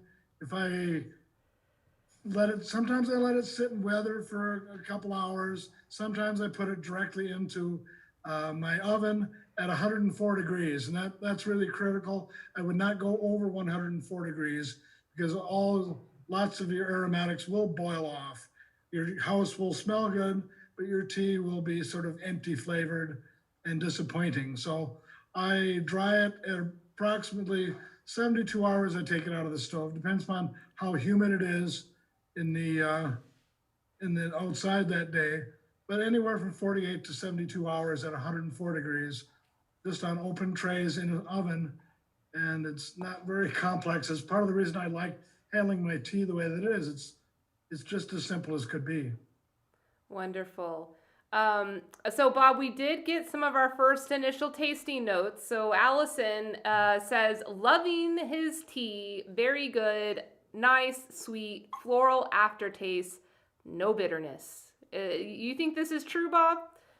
Yeah, I think that the thing, interestingly enough, one reason I wasn't always excited about Japanese tea is because I didn't know how to make it. And if you brew it too long, it gets very bitter. An important characteristic of Hawaii teas is that they almost never get bitter. I'm not totally sure about it, but there's a leaf roller that bites our plants, and that somehow changes the hormones in the plants, and they end up being sweet. They don't do much beyond biting and stinging it a little bit. Doesn't affect production, but it does produce a tea that's always sweet. I mean, even if it brews for an hour, it does not get bitter. It's fairly amazing. I'm just going to show quickly for everybody to see what the brew-in is looking like over here in my glass. I love brewing your tea in glass, just like you said. Oh, there's your barbaric French press. Kind of like a lava lamp. It's like a lava lamp. I love it. But yeah, I love brewing your tea in glass because it just brews so beautifully. It's very aesthetically pleasing. And of course, the aroma, it's like rampant orchids. That's the tasting note that I've always used for your white tea, Bob. Rampant orchids. Beautiful. I mean, you saw in the video all the orchid flowers you were pointing out. It's just, they're everywhere. It's great. They're everywhere. Yeah. At one point, the orchids were planted by airplane 40 or 50 years ago, and they just spread all over Old Puna. As you drive down our roads, you see many different types of orchids. And actually, sometimes when one of the satisfying things about working in my field, which I don't do as much as I should, but sometimes I'm down there laboring, pulling weeds out, which there are many. But I look up and I'll find another type of orchid I've never seen before, growing right next to me, almost right in my face. And so it's a wonderful surprise. I kind of go, yeah. Oh, it's something really new. Yeah. So Hawaii is many, many areas of just wonder for me. It is. It really is. Do you know by any chance how many tea gardens are in Hawaii, in the state of Hawaii right now? Well, the ones that are commercially producing tea, I'd say 10 or less. But I can't say that I know that much about the industry. I'm no longer in the leadership of the Hawaii Tea Society because I just got too busy. Mm-hmm. And I know of about 15 people on this island that grow tea, mm-hmm. but most of them aren't selling it. They're mostly drinking it and still trying to develop their farm. It's a lot of work, it's gonna and be it's really costly. widespread. It's costly too, because in the United States, if you're manufacturing food, you have to follow the same food code that even the big food companies have to follow. So, you know, all your HACCP and your GMPs and your kitchen is all commercial kitchen, and that's not cheap to build. No, it's not. And, but this is more, actually, you asked some of the other growers earlier whether they thought it was a good business model or whether they were just silly. Well, I think I might be falling into, I'm 67 years old, and some days I feel kind of silly. And my wife, I think she might think I'm pretty silly about this or worse. So I love the tea. I like the people, the industry. I think if you saw the video, I really get to rave on it. It's a wonderful passport for traveling. If I go places and give somebody a bag of tea, it means something that I've grown it, I picked it, I cloned it. I did all the aspects of it. So it's something that's really nice as a gift. So I'm giving away, I've been giving a lot of gifts away, and I am not selling the way I should, but my marketing has always been sort of weak. So I'm glad to have this platform to spread around. I just mostly tried to rely on the quality of my tea and word of mouth, and somehow people, even in Denmark, have heard of it. I had a cold call, I think I mentioned it, from Finland a while ago. And I can't imagine how they heard about the tea, but World famous. It's satisfying. Yeah, world famous.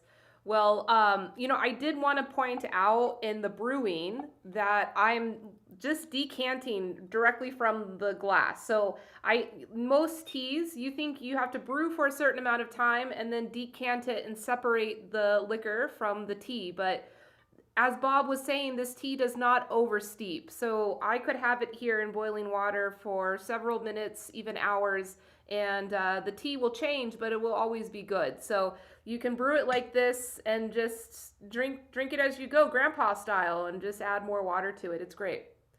Well, I'll make this as a note. I usually start my first brew probably down about 175 degrees, 180 degrees, and I brew it for 4 to 5 minutes. And then I do pour it off after that into another pot because I like the first brew and it's distinct. And for the second brew and third brew, I always use a highly boiling water, and I pour off each of these after about 4 or 5 minutes just so I can get more. As I mentioned in the video, Jane was suggesting cold water brewing overnight in the fridge and using less tea and using more water, which I've only done that once, and it was marvelous. But even though I might brew more than I can drink, I keep pouring it off, and then I'll put that in the fridge for an iced tea the next day. Awesome. But everybody gets to brew it any old way they want. I had a friend, one of my customers in Minneapolis, was putting me through a little bit of a game, and she was having me try to identify which teas were which, and I'm no expert on that. I've traveled a bit, and I got most of them. I think I got most of them right. But then she pulled out this last one, and it was real thin and watery, and by God, I told her, because she said, oh, it's 8 brews old. And I went, 8 brews? What's going to taste after 8 brews? And I recognized it, and it was my tea. And so I was fairly, vintners know their own wines, tea growers know their own teas, I guess. Mothers know their own children. Yeah, Bob. Well, I'm sure you know yours better than anybody else. But I did want to make a shout out to our good friends at Friday Afternoon Tea in Seattle, Washington. Love you guys. Thanks for tuning in. Bob, they have a lot of awesome things to share with you. So first of all, they said their team member Greg came to visit you a couple years, and he says hello. So yes, thank you. Pure aloha, coming all the way from Seattle. And they also had a tasting note to share with us. So pretty. We got a really rosy aroma and a clean seawater flavor. Love the stuff. I like that. That's a good note there. I like that. Seawater flavor. Clean seawater. Well, I mean, basically, when you brew your tea, it's all based, if you've got good water, it's going to be a lot better. And no matter how good your tea is, if there's something wrong with your water, it'll never be any good. Yeah, the water is very important. And, they say the best water to use is the water from the spring of where the tea comes from. So Bob, are you drinking your own well water, your own spring water there on the property? Well, we had for a long time, we live off power, off pavement, off water. And so we've been catching our own water for almost 40 years now. And I get my water from the county, which is actually spring water, and that's also reverse osmosis. So I have made tea out of my own water that I catch. I have a 25,000 gallon tank. But there's just a number of diseases, and I've gotten older, and my wife is more squeamish and just wants me to use a reverse osmosis. So that is the kind of water I use here. I see. Well, I think that some tea nerds may go so far as to recommend that you remineralize that water after that RO process. But your tea is good, and if the water is clean, I think it should still be very, very enjoyable. And I have used my own water to make tea, but it's rainwater, so it's not heavy in minerals at all. It has almost no minerals. So the water here is very soft and it's very fresh. I mean, it rained 2 inches yesterday. Oh, congratulations. Greetings on your rain. Oh, Tommy in California, he left his tasting note, plump golden raisins. That's a nice one. I love that. I just can't get over how much flour is in here. I put the cup to my face and I feel like a bouquet of orchids and roses are just being thrown into my face. I just love it. Well, that's one of the exciting things about my tea is that in learning a little bit about tea tasting, it's not so important to get the flavor when you first open the bag. It's what it tastes like when you brew it. But when you open a bag of mine, it's just so rich in antioxidants and the aromatics just bowl you right over. Yeah, it's incredible. Not very common to have a tea like that. And I've drunk a lot of tea. So I just want to remind everybody that Bob's Tea is available. This Hawaii Spring White, which has been aged since 2014. So we're talking aged, beautiful Hawaii white tea, organic, full of love, full of Bob's love. Come on. We have it on our wholesale catalog as well as on our retail site, teaanditspeople.com. Those sites have been shared throughout the chat. So if you want to taste this tea, right now is a good time because all this weekend until the end of Cyber Monday, we have 25% off the entire website. So this is a chance. And for US-based customers, orders of at least $80 get free shipping. So if you've ever been curious about our teas, or if you feel like these teas are so high value, they're connoisseur level teas, you can't afford it, this is a time to try it. And I guarantee once you taste these types of teas, it's a life. It becomes your life, huh, Bob? You end up moving to Hawaii and starting a tea farm, right? Well, who knows? But I've been very amazed by high-end teas that when you really get one, I think I talked about one I had in China a little while ago, that I went right to the industry spot, the farm, and drank tea there, and I'm totally tightwad, and it was over $100 an ounce, and I bought it, and I wished I'd bought more because it was just amazing. Yeah, we'll have to talk about that bai cha sometime. It may make you cry why those plants were so small. They prune them to the roots every year so that they can be a baby plant every year. But that's not what we do as small tea growers. Small tea growers, put in the efforts, wait for those seeds to grow. And Bob, we unfortunately need to move on, but we have some more questions and some tasting notes. I'm going to share all of that with you, Bob, and we'll be sure to get all of your questions answered. And Bob, thank you so much for joining us today and helping us create such a great version of your story. I think people really enjoyed it.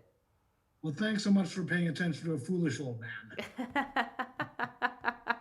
Thanks, Bob. We love you.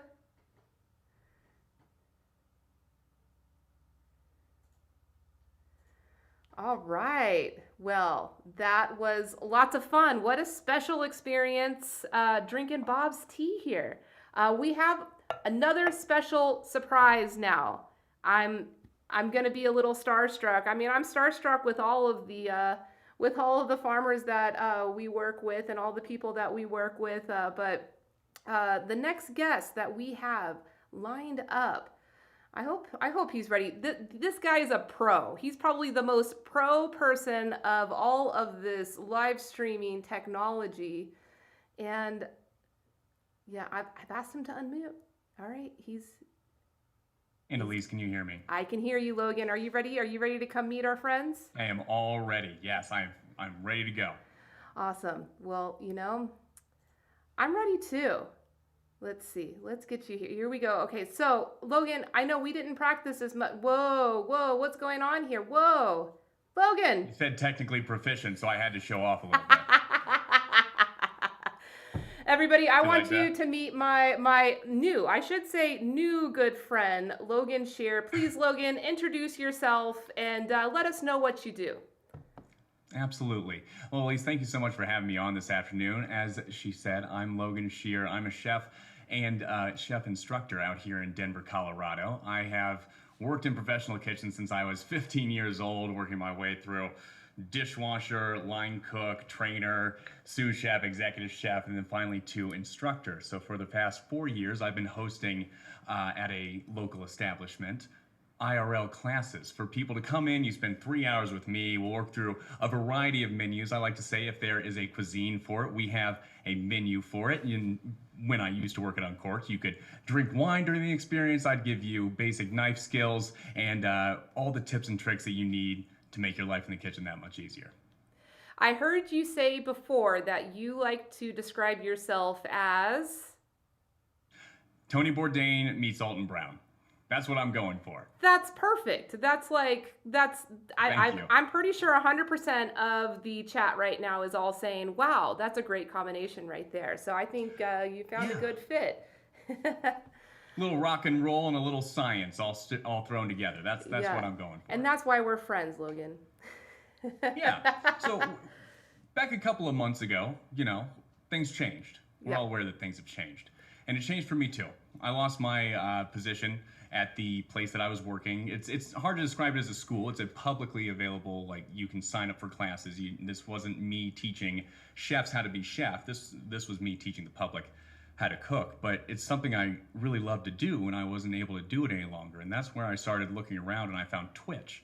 And I'd heard of Twitch, and it's a video game platform. So the first platforms I considered were things like YouTube, just because it's much larger, right? You're gonna have much more exposure. But I like Twitch because the engagement on it is built in. People are really, really engaged on Twitch in a way that they aren't on other platforms, and that lends itself to what I'm trying to do, which is teach cooking classes. So on top of being live and giving out a free show, we do a Sunday supper club. We also do a Wednesday weeknight dinner. I teach private classes. So if you want to remove the barrier of the chat box from you and your cooking experience, you can have a tenured chef live in your kitchen with you, responding to your questions via audio and video. We do it in a Zoom meeting, so that way it's not put out publicly. But just like we did at my previous job, my business is structured to take you through a menu and teach you all the techniques that you need to execute that menu. For instance, we did potent pozole and churros last Friday. So we did our own pâte choux dough for the churros. We fried them there. We made a Mexican spiced chocolate, and I wanted to highlight the Instant Pot. I know it might seem a little pedestrian, especially to someone as like a chef, but the Instant Pot is a fantastic little tool that I think makes things so much easier that people need to be introduced to it. Mm-hmm. And my philosophy on the channel has been, I think we've gotten away from being able to cook for ourselves. And if you've handed over the power of your nourishment to somebody else, I think that's one of the most sacred things you can give to somebody, right? And so many people you run into don't know how to make a basic meal. And so I want to give people more power over their diets and what they're putting into their bodies. And to do that, you have to know these techniques that I've spent my entire professional life cooking. So great, Logan. And today, the whole purpose of this festival is to celebrate Small Business Saturday. And that's exactly why I've invited you on today to come share with our followers. And people may be wondering, well, why is a chef on here? What's going on here? Well, you know what? Logan's got a small business, don't you? Right? You've got a small business. A small business. And the definition of a small business, it is only me. Man, I know what you're talking about a little too much. I know. We totally related to each other when we were talking on the phone. It's just like, if I want to do something, it's me who's doing it, right? And you're the same way. But it's empowering, and it's been really an interesting learning process, getting this up off the ground and rolling here over the summer, writing menus, creating classes, and then going ahead and teaching them. And it's opened up a lot of opportunities for both of us. Wonderful. And that's another reason why I wanted to invite you on, is to also serve as an inspiration for other small businesses, including the tea farmers that we've been hearing, maybe Absolutely. they could find a niche in connecting with communities through Twitch or through other live streaming platforms. But I know you've already talked about Twitch, but maybe can you just very briefly explain why Twitch is an interesting platform versus other options that a small business may have? Yeah, sure. Well, from a creator standpoint, we talked a little bit about engagement, and engagement is what's really driving eyeballs nowadays, and Twitch has the best tools for this engagement. Twitch has been around since 2012, and during that time they spent a lot investing in ways to get people to participate, and streamers have a variety of options, from games that chat can play, from raffles that are run by bots in the chat, making sound drops on stream, which is something that I incorporate on my own stream and Twitch so that people can change things that are going on. These are the types of features that you don't find on the larger platforms like Facebook and YouTube, and it's one of the reasons why I believe Twitch is growing at such a faster rate compared to these other services. Wonderful. Yeah, you answered the question just how I've been articulating. If any of my friends would tell you that I've just been raving about Twitch, or every time they come to my office, they see me watching Twitch, your streams. I watch a lot of I love your content's great. I know. Logan. I'm so thankful you hang out in the chat while I'm cooking. I really appreciate it. Thank you. Yeah, it's good fun. We got a quick question from the audience. Gabriel Absolutely. asked, do you have any favorite tea recipes?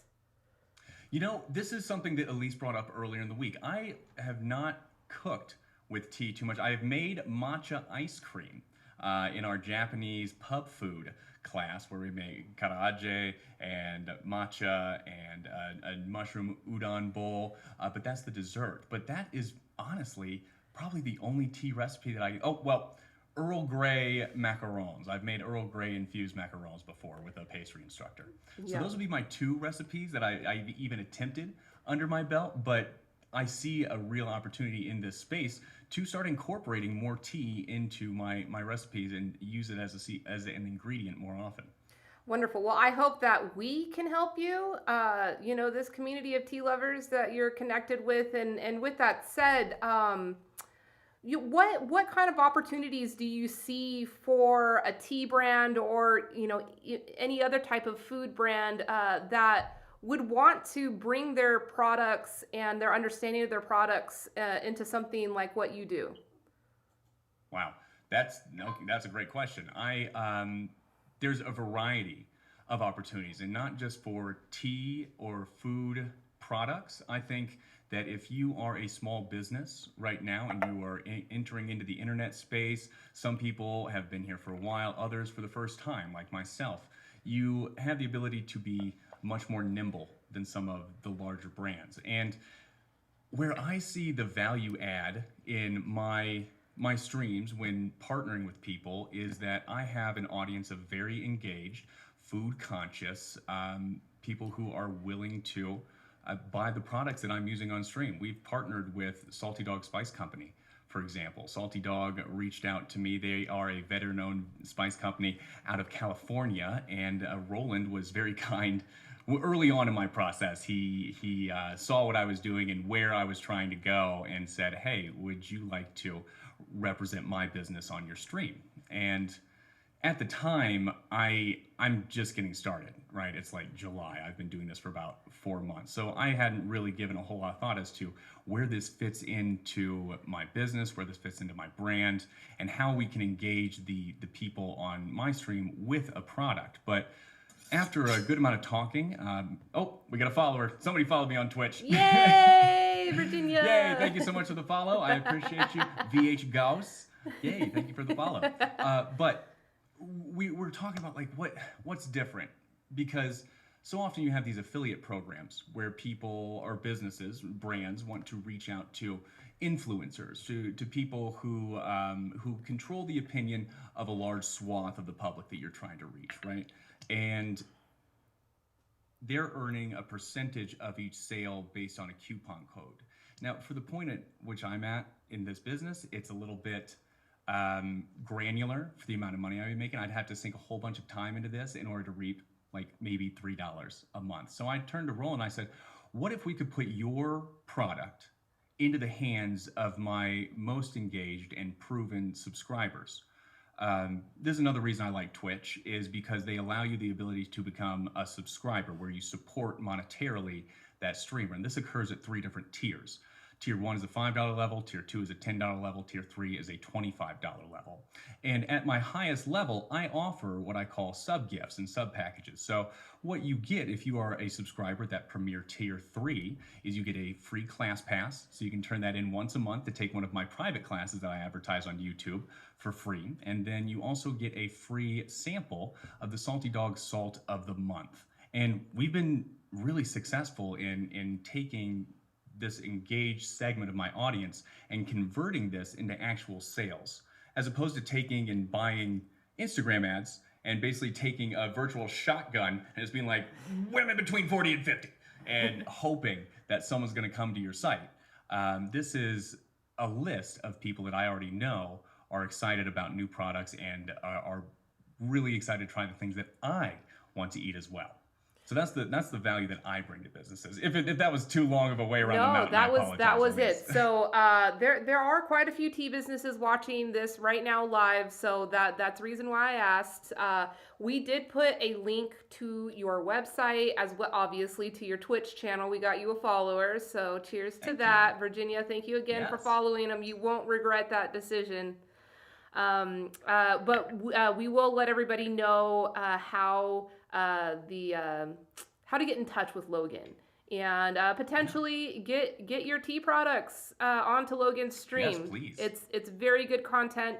And you know, I feel like Logan, you among several other of the early, food and beverage streamers I've been seeing are. Oh, there's another follower. Yeah.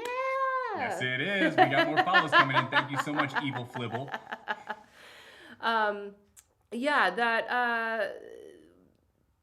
I think it's just like the start. It's just the start of this whole thing. This whole thing getting going for us and for the world, and this whole new generation of young people that I think Twitch is going to become like the mainstream television way that we're going to interact with media. And I think brands will be smart. It's interesting you bring up television and media, Elise, because you and I discussed this earlier in the week when we were talking about me coming on the stream this evening. Things are shifting.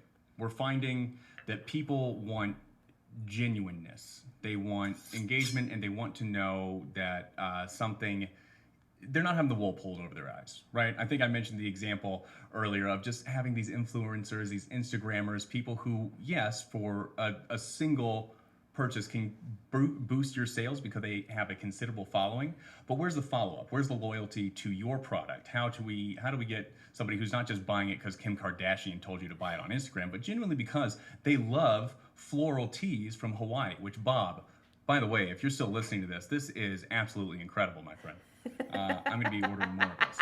But genuineness is something that people are really looking for now. And there's nothing more genuine than a one-take shot, right? There's no redoing this. There's no going back and doing the editing or touching up my audio. I have to make sure that everything's good the first time. And people are drawn to that. They don't want the quick cuts and the edits. There's a certain growing segment of the population that also skews younger, who are really, they just want something real. They don't want to have it overproduced, and Twitch delivers that. Wonderful, Logan. Well, I'm going to let you get on with your night and enjoy the rest of those teas. Enjoy the rest of the festival. I'm so honored to have you here. And I'm loving it so far. By the way, I got to let you know that Tef from Denmark's been catcalling you the entire time. I bet he has. Tef is a mod on my channel. Did you know that, Elise? I didn't know that, no. Yes, he is a mod on my channel. So Tef and I are usually palling around on Twitch much of the time. Okay. So we've been watching together. We're enjoying the teas. This has been so informative. Thank you for putting this on. Thank you to the tea growers for the samples and wonderful things that we received in the mail here this afternoon. I can't wait to take a shot at the Japanese matcha. And of course, guys, if you are interested in pursuing a partnership here with Ingrediology, then I've dropped a link to my sponsors page on my website. We built this as a one-pager for you guys to check out what we offer as a business, and if you'd like to, maybe become a sponsor. So if you're interested, please reach out to Logan at ingrediology.org. I'm looking forward to hearing from you. Well, Logan, thank you so much for coming on tonight. I hope everybody gets in touch with you. And, as we continue streaming, we're going to continue to support you and bring more followers and build this community together, because I'm really excited about where digital marketing is going. Yeah, me too. Thanks, Elise. Have a good night. Awesome. Bye, Logan. Bye-bye.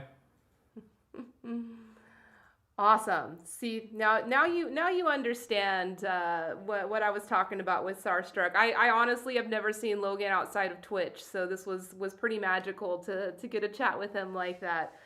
Logan, thank you so much for sharing with us. I'm gonna go do our little check-in on Patrick and Marie. They're probably feeling abandoned up there. How's it going, guys? Patrick, Marie. Let's spotlight you guys. I'll get you guys in. Here we are. You're muted. Unmute yourself, guys. Come on. Let's say hello. Hey, Patrick, you're working hard. You work too hard to feel abandoned. Well, so what's going on? What do you guys got going on? So right now I'm making a bunch of spiralware matcha bowls, and I'm throwing off with a hum. And so far, I think since we started, we're somewhere around 22 pieces. You've made 22 bowls so far since you've started at the beginning of the festival. Yeah, so far I think we're on 22 or 25. These are some matcha bowls with the two colors of clay. If these matcha bowls are lucky, I won't find anything wrong with them, and I'll actually take them through the process. What makes them lucky, Patrick? Honestly, me not examining them close enough, because I can find something wrong with any bowl I make. But that's what made them so nice. You guys shared a photo with me of you guys drinking the matcha along with us during the Kuchikiri experience. Thank you so much for keeping up on that and taking a break from your pottery throwing over there. Oh yeah, I got a wonderful tea brewer right next to me who's an expert in making matcha, so I got really lucky. Hey, chat, if you guys have any questions for Patrick and Marie, this is going to be a good time to ask. We will check in with them again later in the festival, and we can ask more questions, but we're going to be sitting with them for a second right now. So, yeah, ask away, ask some questions. So I'll start out. Marie, let us know about your journey in discovering teaware art and how that journey has gone for you so far. Well, I've always had an interest in tea and tea arts and in Southeast Asian cultures. But the way we started in 2008, we basically got kicked out of school and our jobs, and so we started teaching pottery. And then after too many Groupon customers, I was kind of a little bit depressed, but then we stumbled upon the Southwest Tea Fest and Miss Elise Peterson. And then through her encouragement and her network of friends, it just kind of revitalized our love for the art and people. And then I've never had good tea before either, I think, brewed properly. So that was a big problem, was that I didn't love tea as much because I've never been exposed to good tea and the better ways to brew it. So thanks to Elise and Tea Lit, and they've shown us that there is a market outside of our own home state of people who actually want our handmade tea wares. Because after doing too many state fairs and dealing with too many, say, cowboys wanting about a gallon-sized mug, for $5, it's a little heartbreaking over over a while. But then once when we discovered this tea journey, you know, it just really opened up a lot of things for us. So, how about your small business? You have a small tea business now. How is that going for you? And currently too, like with the pandemic and having to do things online, how's everything going for you guys? Well, it's been a journey. Let's put it that way. We went from teaching ceramics between about 50 and 100 people per day, 3 to 5 times a week, to 0 people a day, 7 days a week. Early February. Since we February. were tied to the university system. Yeah, so the university dropped us, and then the whole social distancing came up. Now, luckily, we've been lucky enough to be able to have learned some really nice tea wares.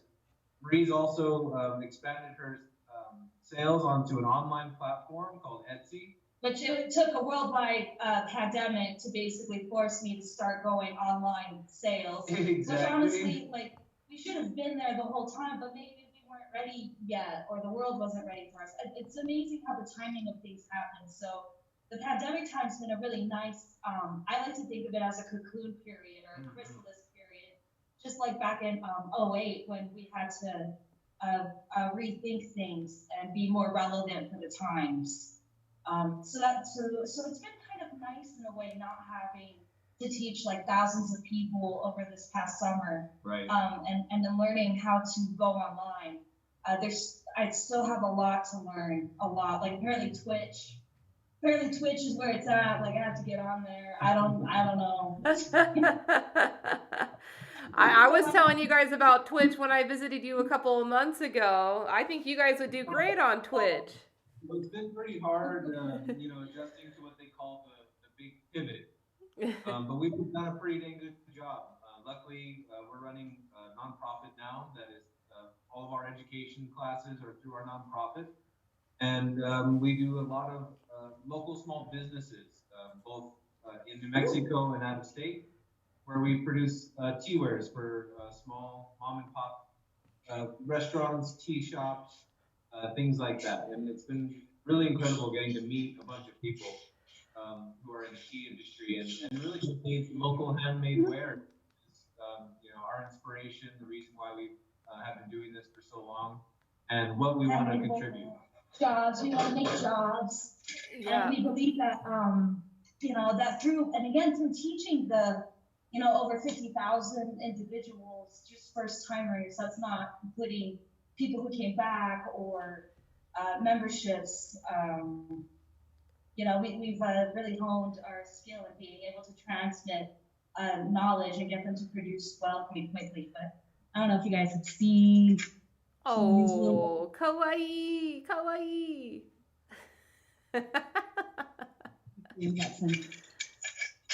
And what these are tea display dish, because that's what I would use it as. Is that what you guys use these as? Yes, exactly. Tea displays. Yeah, awesome. Patrick, we got a question that I made for their local Chado group, our Uda Senkei Chado chapter. So this is our logo, which is the ginkgo leaf and the Zia. Oh, wonderful. So custom nipples, all the custom stamps, and we put them directly into the wares themselves. These are ones that she doesn't know yet that I made these for her. She requested these a long time ago, just kind of color samples. So just trying things out, but I'm just gonna give these to her as a gift because I'm just experimenting. You're too kind, Marie. You're too kind. Patrick, we got a question from the chat. I wanna throw at you. So this question's coming all the way from Denmark, I believe. How do you ensure a correct bowl each time? How do I ensure? Oh, good question. Now, since my real passion, or one of my largest passions, is philosophy, I will not be able to ever be sure of just about anything. But I'll tell you that I've been doing this for so long and producing so much pottery. I decided a long time ago that I should really trust my body. So for the last about 5 to 6 years, I never measure anything. I'm constantly just trying to focus on the amount of space and pressure that's existing inside of my palms in order to choose my starting amount. And then I just try to make the best possible bowl given those restrictions. And luckily, my aesthetic is very similar, and I usually make a very similar bowl, depending on kind of what I'm going for. Right now, I get to be free because this is a wonderful event where I get to make whatever the heck I want. And so I'm just pumping stuff out left and right. I'm now at 27. And then so when he's throwing right now, throwing off the hump is this mound of clay, which is very common in production style and in Southeast Asian styles of ceramics that utilize the wheel. So he throws for the inside shape. And so if you focus on the inside shape and again, your natural body mechanics and just what your body naturally makes, you'll make the same piece every time. Right? Because your hands never really change. So you throw for the inside shape. That's what he's doing. He's throwing on the wheel head. And then he'll trim the excess, the outside. And that's how you get the cute foot. And so you make your outside shape match the inside shape the best fit that you can. Awesome. All right, we got another question. When making tea ware, how do you figure out the best functionality for the tea? You gotta drink tea. That is exactly you gotta right. use it. So Elise can tell you without a doubt, when we first met, That was awful. our tea ware was, let's just say, I think we would hear this word a lot, pedestrian today. And so my first guy, Juan, held about 600 milliliters. My first teapot was enough to be able to brutalize a human being. But over the years and being able to meet so many awesome tea people in the industry and going to all the different expos, we really started to get an idea of what good teaware is. And in particular, by learning the tea brewing styles that we've learned, we've been able to develop a really good, nice, clean aesthetic that is not only useful for the tea, but also incredibly durable due to the way that the objects are made. Oh, great. Yeah. Sometimes we'll make wares for us in particular in mind if it's for a particular tea that we like to drink a lot. Because of course, the surface area of the tea, the surface area of the tea leaf, let's say, to the volume, you know, that for me a lot of times dictates the shape, the materials, the type of glazing as well. So yeah, it's pretty unanimous in chat that you guys need to have a Twitch channel. Patrick needs to be on Twitch. Logan suggests pottery stream with some lo-fi hip hop over the top, just chill, talk, and make pottery. How's that sound, Patrick? That sounds like what I do by myself, so it sounds great. What happened? Oh, wow. Whoa, that's cool. So you can see the uniformity here. You can also see that 2 different colors of clay went into this. And so this is actually the internal dynamic of what's happening in the core. That core then is spread out into 2 separate walls through the piercing. And then that core then is stretched out into this shape here.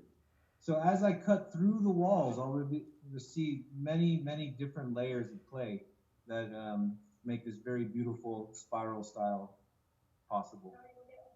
Maybe Marie will show you a finished object. They're gorgeous. That is gorgeous. That cross section is very cool. Thanks for sharing that, Patrick. It's kind of hard. Whoa, that's so heartbreaking to see you do that. Oh no. Anytime someone in their mind breaks, that means I get to make another one. That's the spirit.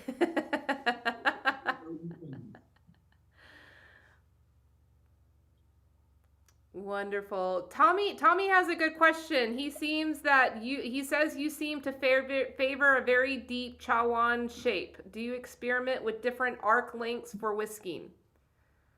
I definitely do. I've gotten a lot of requests of different styles and shapes. And so honestly, this is the style that I produce. And I'm always willing to take any type of order. That's the nice thing about doing stuff the ways that I do. I know how to move the clay. I don't necessarily know how to make any specific objects. It's just whatever I decide. And so anytime that anyone requests a specific shape, I can always make that. But it turns out that this is a very specific type of bowl I stumbled across. And in particular, it's a Japanese Buddhist temple bowl that it just so happened to be my aesthetic. And that's why I produce these all the time, is because it's the type of bowl I find to be the most beautiful. Great. But not to say we don't do hand-built bowls as well, because as you start to study more the Chano-yu or the Sado, you'll find that the original Rakkyu bowls by Rikkyu were actually hand-built. So it's a slab. It's typically a flat piece of clay that they hold up or pinch up and then carve away on the outside. They don't, yeah, they're not typically wheel thrown like this. This is this particular style, if you will, some people say came from the Koreans. And when the Japanese went to Korea once upon a time, they stole all the Korean potters, brought them back to Japan, and forced them to teach their method of porcelain at the time. So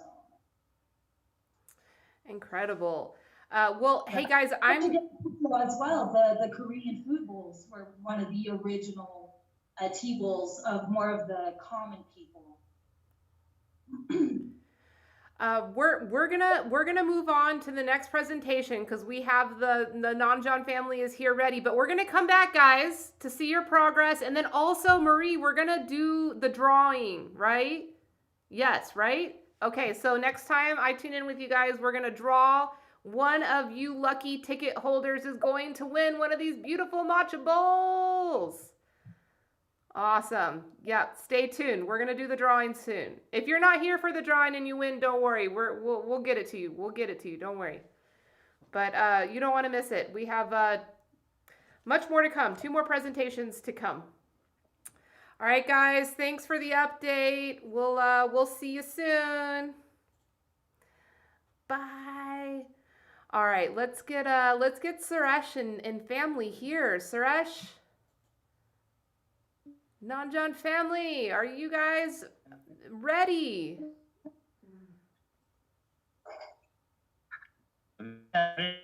Oh, I hear you. Okay.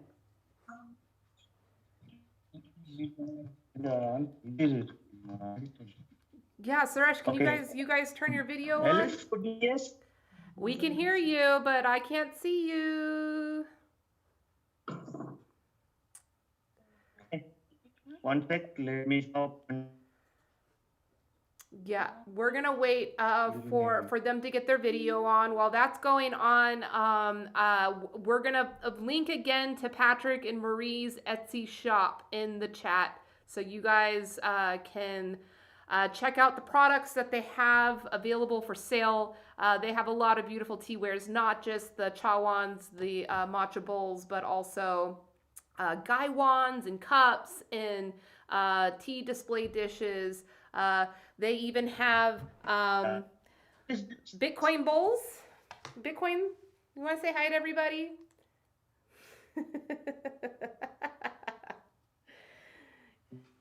He always has to be here for the festivities. All right, Nanjan family. Okay. We hear you. No video. Yeah, yes. We are sharing a video. Could you not see us? No, I don't see you. I'm sorry. Maybe it's loading. I hear you though. We're looking for, oh, here we go. Here we go. Here we go. Okay. All right. You have to be understanding. The Nanjan family are calling in from South India. So this is, you know, a wonderful privilege that we have. And it's early in their morning. Let's see. So we have me, myself, Suresh, and we have Purnima, and we have got Aruna, and we got Shivani, as well as Vish. So pretty much this is the family. Today anyway, the elders have gone to attend a festival here. So unfortunately we couldn't bring them on live here to discuss with you. So how, like, you know, a big hello from here to all of you. How are you all doing? Oh, we're doing good. We're having a lot of fun drinking tea together, learning about tea from all the small tea growers. Suresh, you're looking nice. You're looking fresh. Yeah, it's a festival, right? It's supposed to be like that. What's the festival going on in the village? What's going on there? Actually, this is called Kartigai Deepam today. It's a festival of lights. So like there is something you might have heard about Deepavali. Yes. So it follows this Deepavali and it's a light festival. So we burn a lot of lamps in the night, and there is a lot of festivities that will happen in the village. Oh, wonderful. So is this something that's celebrated all throughout India or just in your locality? Yeah, pretty much all over India. But in across India, there will be in several names. In down south, we call this, in Tamil Nadu, we call this as Kartigai Deepam.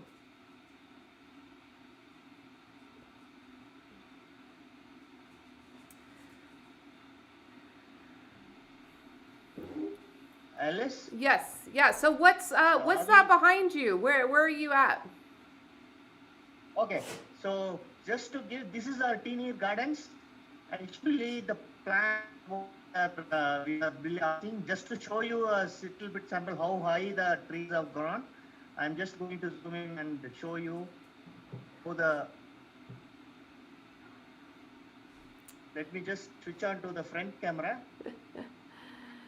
Yeah, your camera is really choppy, Okay. Suresh. Unfortunately, I don't know. Your network must be slow right now. So are you able to see this? We lost you. Lost us? Yeah, I lost your video. But we got your audio. Okay. So I just switched on the front camera just to show a little bit a clearer view of the plants. So just let me know once you are able to see the I'll let you know once videos, the camera Alice. comes on. But until then, I'm gonna get ready for tasting your tea because we had sent out a sample of your very beautiful, breathtaking black tea. So beautiful. It smells so nice, so rich. It's been aging for 4 years now. It's got a nice Okay. aroma to it now. Oh, looks like your video is doing better. Let's bring you back on. Okay. So could you see behind me? Yes. Yeah. So these are the plants. Look, actually, the time you visited here, and by now if you see, it has grown this tall. Yeah. So most of the harvest right now this year happens with this kind of plants only. So this is just to show you that this is a small patch of things which we experimented in the earlier times. So this is how our Teeneer plants looks like now. So the harvest this year is about to happen. It's a winter harvest we'll be doing. If you could just look at the buds, a lot of new buds have started shooting up. Yeah, your video is stuck, but we can see in the video how big the trees are. So Suresh, I want to ask you about that. I want to ask you about how these trees got so big. Like, for example, any other tea garden in India or Sri Lanka, could their tea trees grow like this? Can any tea tree grow like that? Or is that just something unique that you guys are doing? Yeah, see, basically, it's unfortunate that we need to ask this question. Actually, every tea tree should be looking like this. But unfortunately, due to the commercial viability and more for the ease of harvesting, we maintain the tea tree, which is actually a tree which can grow even over 30 feet tall, which I believe we are yet to see that high a tree myself. But however, just because we are maintaining the tea table, that just because of the extensive pruning, that is mainly done because of for the convenience of harvesting. and more leaves we harvest. Mostly these days, no, most of the tea gardens, they look for more, an abundance, they want to cultivate more leaves. However, the approach what we have taken in Teenir was about 8 years back. So, okay, we experimented a little bit with this thing. This all came with knowledge, like, you might have heard about, we just got to hear that there are ancient tea trees in China which were grown very tall and they never pruned and it's wild in its nature. So we thought, why not we try something like that, so to make some unique teas. So like we started about 8 years back, like we left some of the things which we were also continuing parallelly, we were doing the normal harvesting. We also have the pruned bushes also. But however, we left a small patch of our garden and we experimented. Every season we started harvesting. And over the time we understood that the flavors from these kind of trees were really, really good. And even the kind of teas what we make and even while processing also, they came up very, very well. So then we took a conscious decision that, okay, henceforth the Teenir teas, we will make them as semi-wild bushes. So we don't prune them as we do it in a regular tea garden. As you see them right now, this year, up to last year, we were able to just bend the trees and you were able to harvest them. So this year it's gone very far.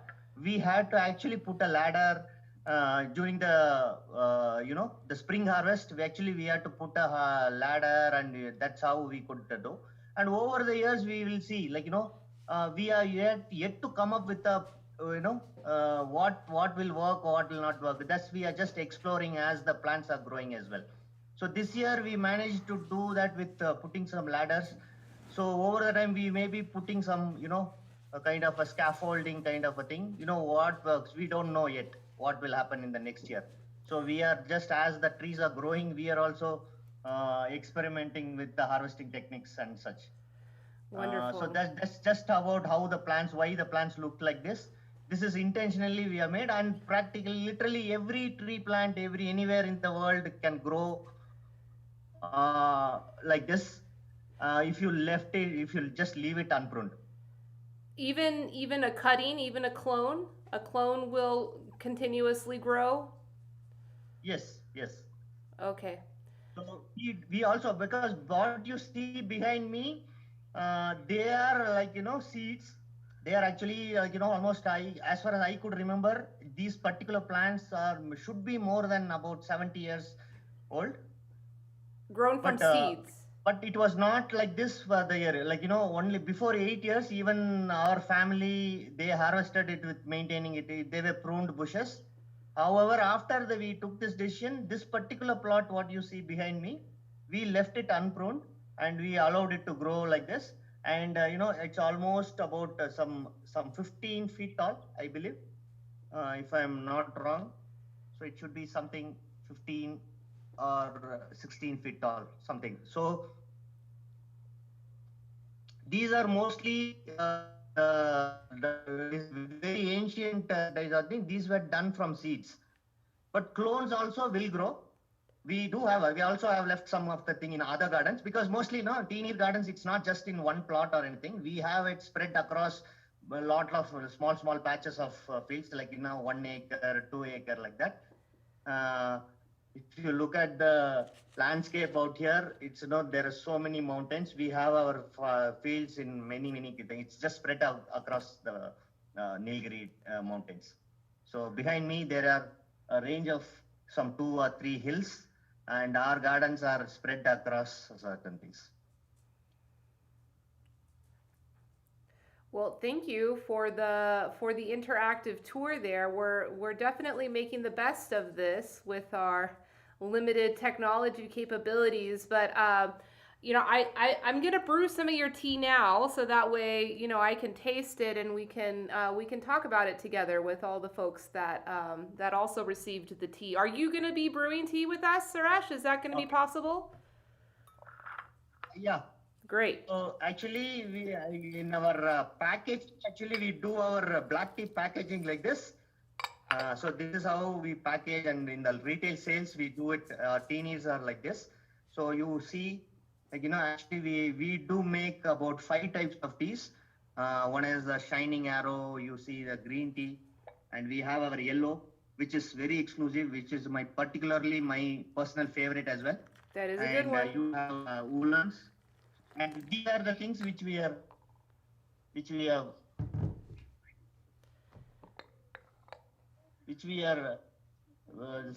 have just kept for the display. You see the yellow tea and the thing. So today anyway, as you guys are brewing, so be brewing the tea with us. Here we have 5 of us are here.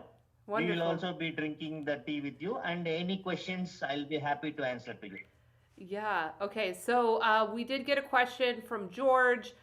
Suggested water temperature. So just like with all of our tea brewing instructions, there's no perfect way to brew it, but I did use a freshly boiled pot of water. So it probably lost a couple of degrees since coming up here, and I'm using it. So, anywhere between 190 and 200 should be a good temperature. But if you want to brew it lighter, you can certainly do that. I don't think the tea is going to get angry. It'll be just fine. Do you pick your tall plants? Bob, sneaking in with the ninja question. Well, I'm growing some of mine. I'm just letting them grow tall.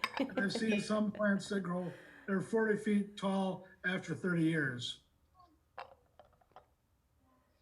Yeah. May I know who's speaking? I couldn't get the name, Moranti. I'm sorry. Suresh, that was Bob Jacobson, the tea grower from Hawaii, asking you if you can harvest the tall trees. Hi, Bob. Good morning. Hi Good there. morning. Actually, up to this point, hello, how are you? Wonderful. Thank you so much for being here. Yeah. Bob, actually, to be frank, we don't know. Like, up to this year, we just the plants with the so we know when it goes beyond this point, whether we be able to climb a tree, because still if you see the stems, it is not that strong. We cannot climb these particular trees, but we have to have a viable way to harvest them as well. So up to this year, we haven't cut anything on the top of the we just but only thing is we just need the buds from the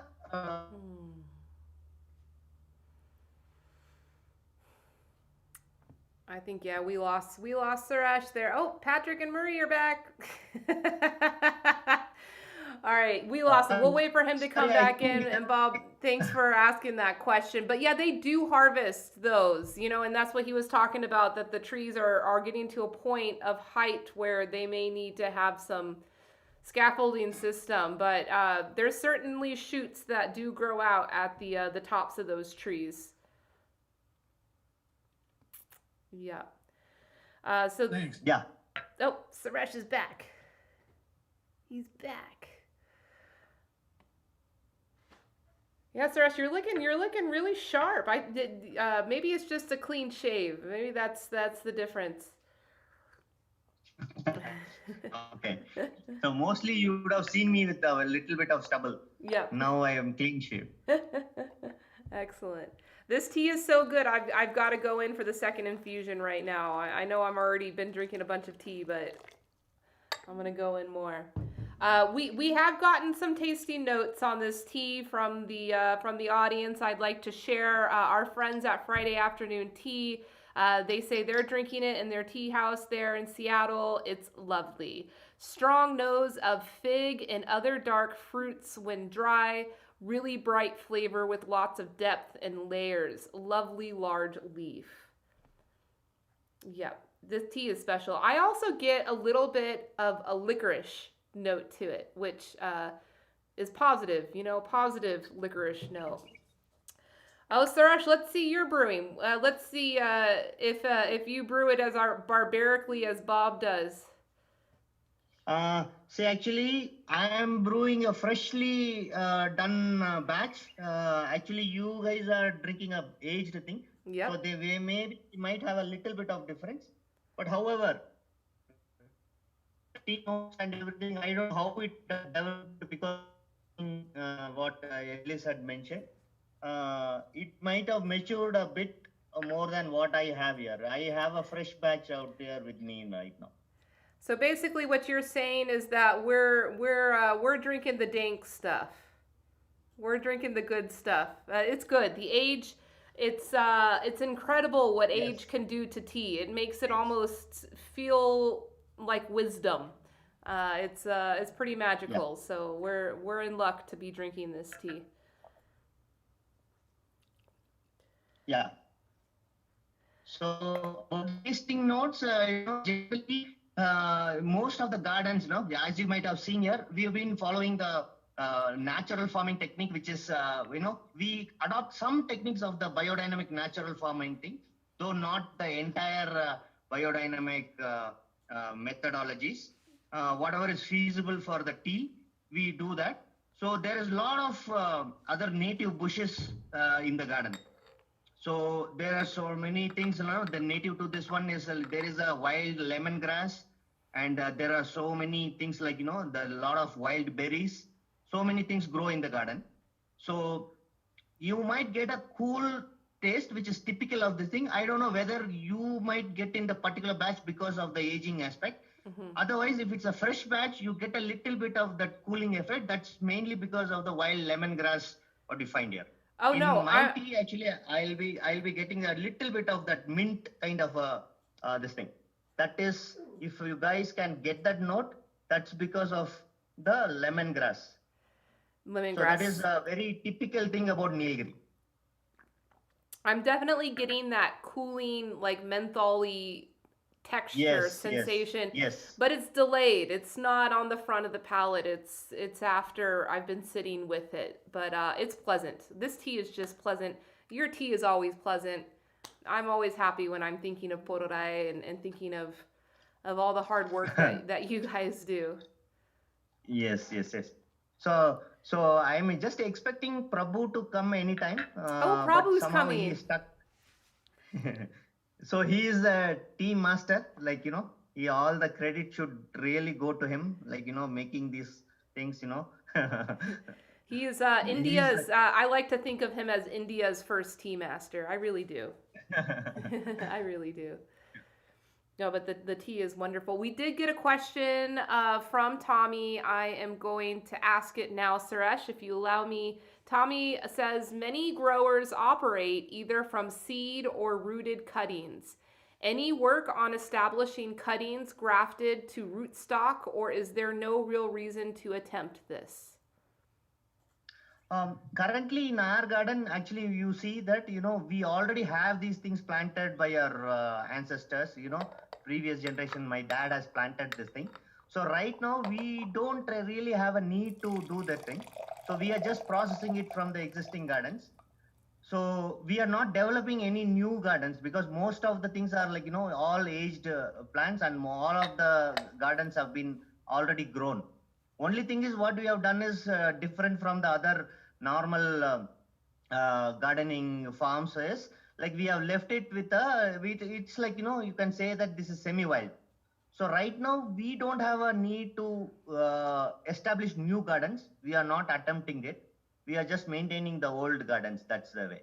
So if there is because here mainly Nilgiri is a region where most of the gardens already lot of the tree plants has been planted, and we just have to maintain them.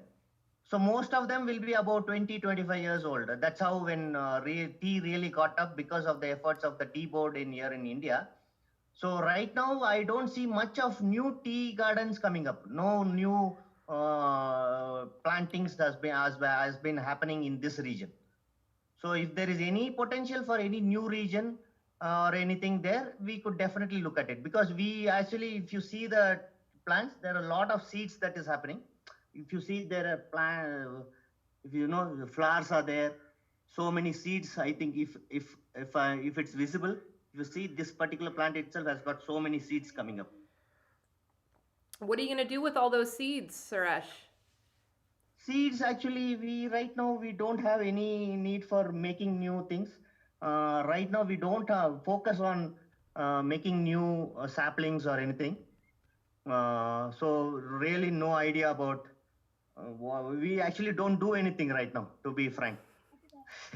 Oh, I Seeds think are I just- think Bob's gonna come in with the ninja again. Oh, I could take care of your seeds. It's funny. Yeah, but maybe we can make a little seed trade, you know? Because there's a lot of new growing regions very interested in exploring new seeds. You guys probably have something special there. Yeah.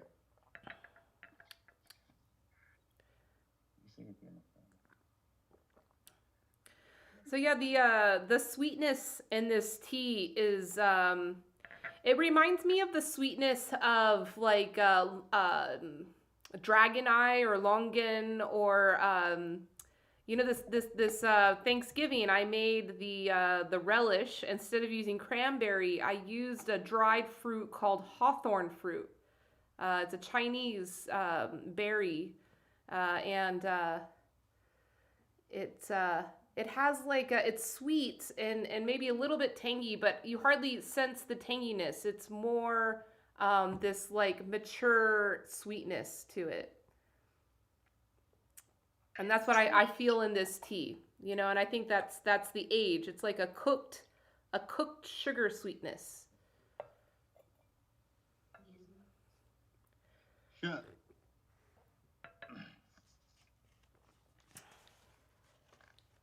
The fresh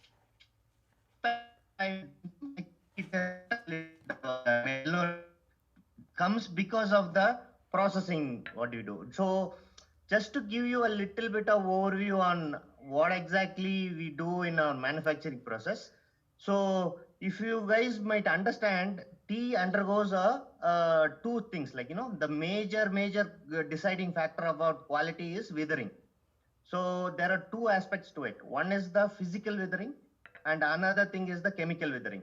So our withering process, actually our one batch of black tea will take about 3 days to finish. So predominantly it will go towards withering. So we on an average, we wither these things for about 18 hours.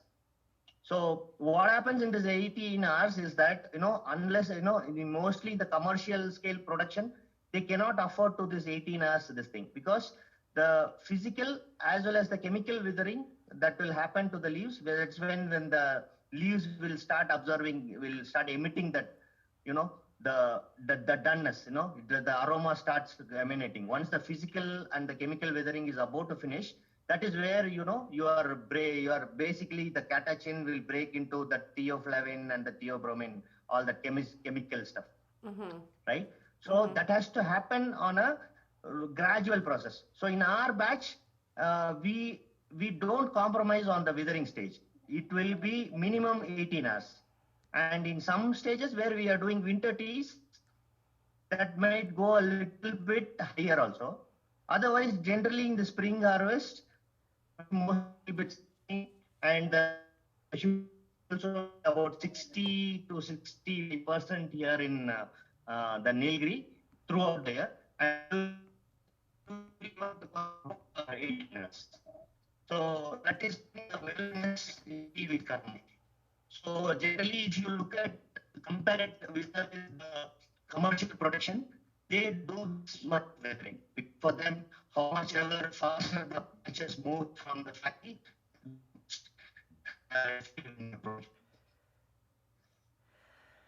All right, yeah, Suresh, we're breaking up with you for a second. We'll wait for your network to come back in, but I'll share a few more tasting notes that we've gotten from the crowd. And also, just to remind you guys that the Teenier teas are available on our catalog, Tealet wholesale as well as retail. And I have a pretty good stock of this particular aged black tea. So Tommy, if that's something you're interested in, you can ask me about that, and I'll let you know about it. But Tommy does say that with longer infusions, it's giving him a good amount of red date characteristics, not as much squash-like or grape-like characteristics that he's used to from Nilgiri teas. But the same easygoing, smooth nature that he knows and loves. So We definitely have a Nilgiri lover here in the tea party, enjoying this beautiful, very exclusive tea. Now, while we wait for Suresh to get back online, and hopefully we get to have a little hello chat with Prabhu, who's the actual tea master. That's Suresh's brother.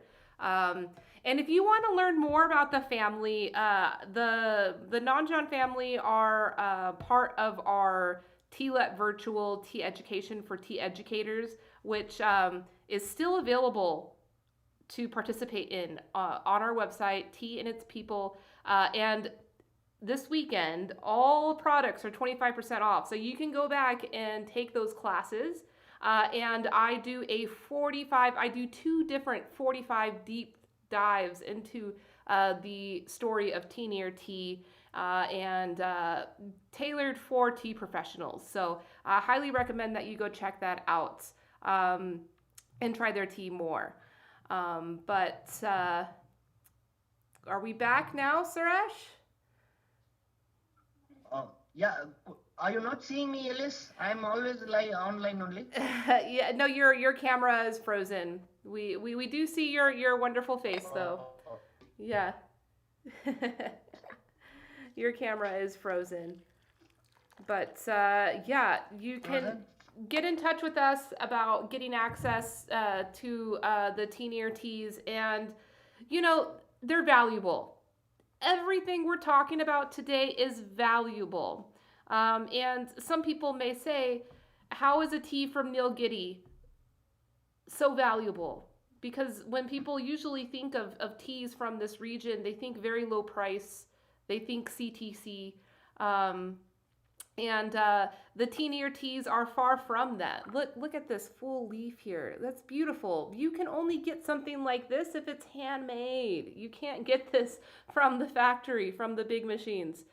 And you know, the Tea Near family are smart enough, you know, they've set up their own local marketing through their own retail brand and a CSA style marketing strategy. So they are fortunate enough to be able to sell all of their tea in their local community. And that is a dream come true for a small business, isn't it? So I want to congratulate the Nanjan family for, you know, putting up with so much and so much adversity and so much risk in what they're doing. I mean, everybody that we've heard from today, we've heard their stories of entrepreneurship, of developing their small business all through their passion of tea and of food and of figuring out their ways. And I'm really happy to say that the Nanjan family have found the key of success for them, you know, and it's not a big money grabbing thing. It's humble. You see them, they're sitting out in the tea fields drinking tea together. It's wonderful. Suresh, am I doing it justice? I'm talking on here. I'm sure you're hearing me. Is that okay? Yeah, I'm hearing you clearly. I'm able to see you as well. Good. But unfortunately, I think you say that you guys couldn't see our video. No, yeah, why. it's The network looks pretty good here. Yeah, it's a relative thing, I think, network. But we do see your smiling face, and we see the big beautiful tea trees behind you, and for the most part of the presentation we heard your audio very good. So I'm not complaining. I'm quite delighted with how your presentation has worked, because you are out in the field. That is crazy. I would have never thought 5 years ago, if you asked me if we were going to be hosting an international virtual festival, that the Nanjan family would be out in the tea trees talking with us. It's incredible.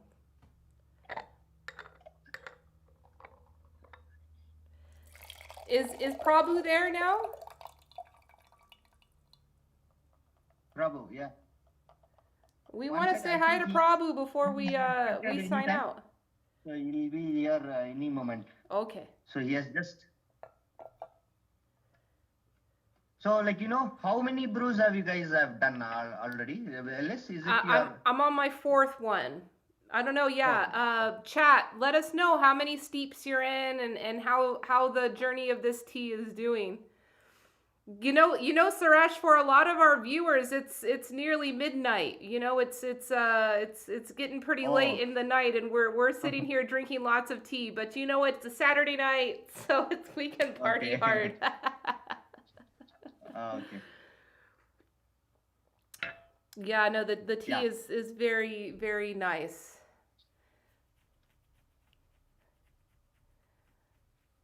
Okay. So what I'm going to do here is a list. Actually, Prabhu is little busy with the cows. So I'm just going to ask Vishal to just walk with the camera and just to get hold of him in the act. Okay, Actually, yeah, and we he's wanna see- milking the cows. Let's catch him up there. We want to Yeah. see the cows too. Yeah, we want to see the cows. Yeah.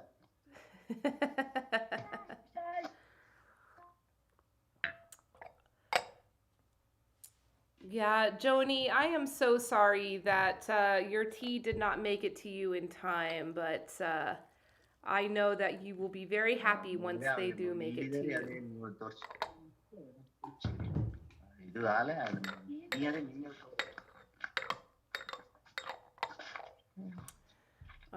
One step closer to the cows. And by the way, the cows are an important element of tea growing in India, of organic tea growing in India. So it's very good that we're going to go see the cows now because they are the backbone. You've heard of the holy cow. The teenier, they take it to a whole new level.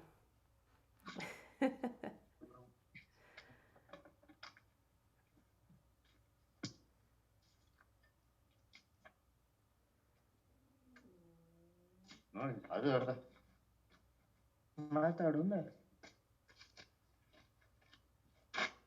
Hi, Prabhu.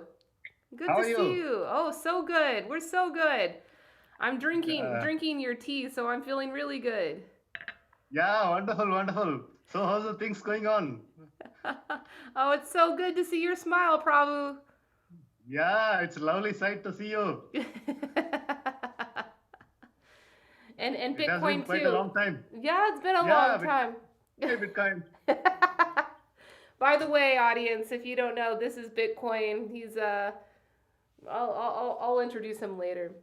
But Prabhu, yeah, we were just drinking your I believe this is the 2015 or 2016 black tea. It's beautiful. And we have viewers that are watching right now that are also drinking this tea at home, and everybody is loving it. Yeah. Oh, wonderful. Thank you, thank you. How are the cows today?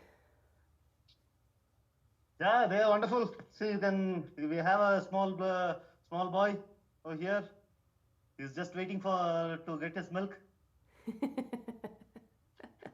Yeah, you can see him. Yeah, I see him. Her mother. Aw. That's good. He's Mantya. Here, I'll make your video bigger so everybody can see.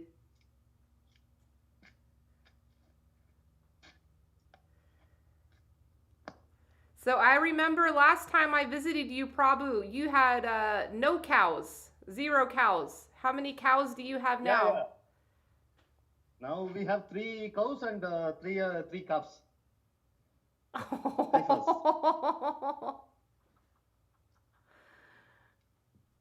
Beautiful. And 2 horses. We have 2 horses also. I've been seeing Vishal on the horses. He's getting very good. Yeah, he's wonderful. He's doing great. The horses.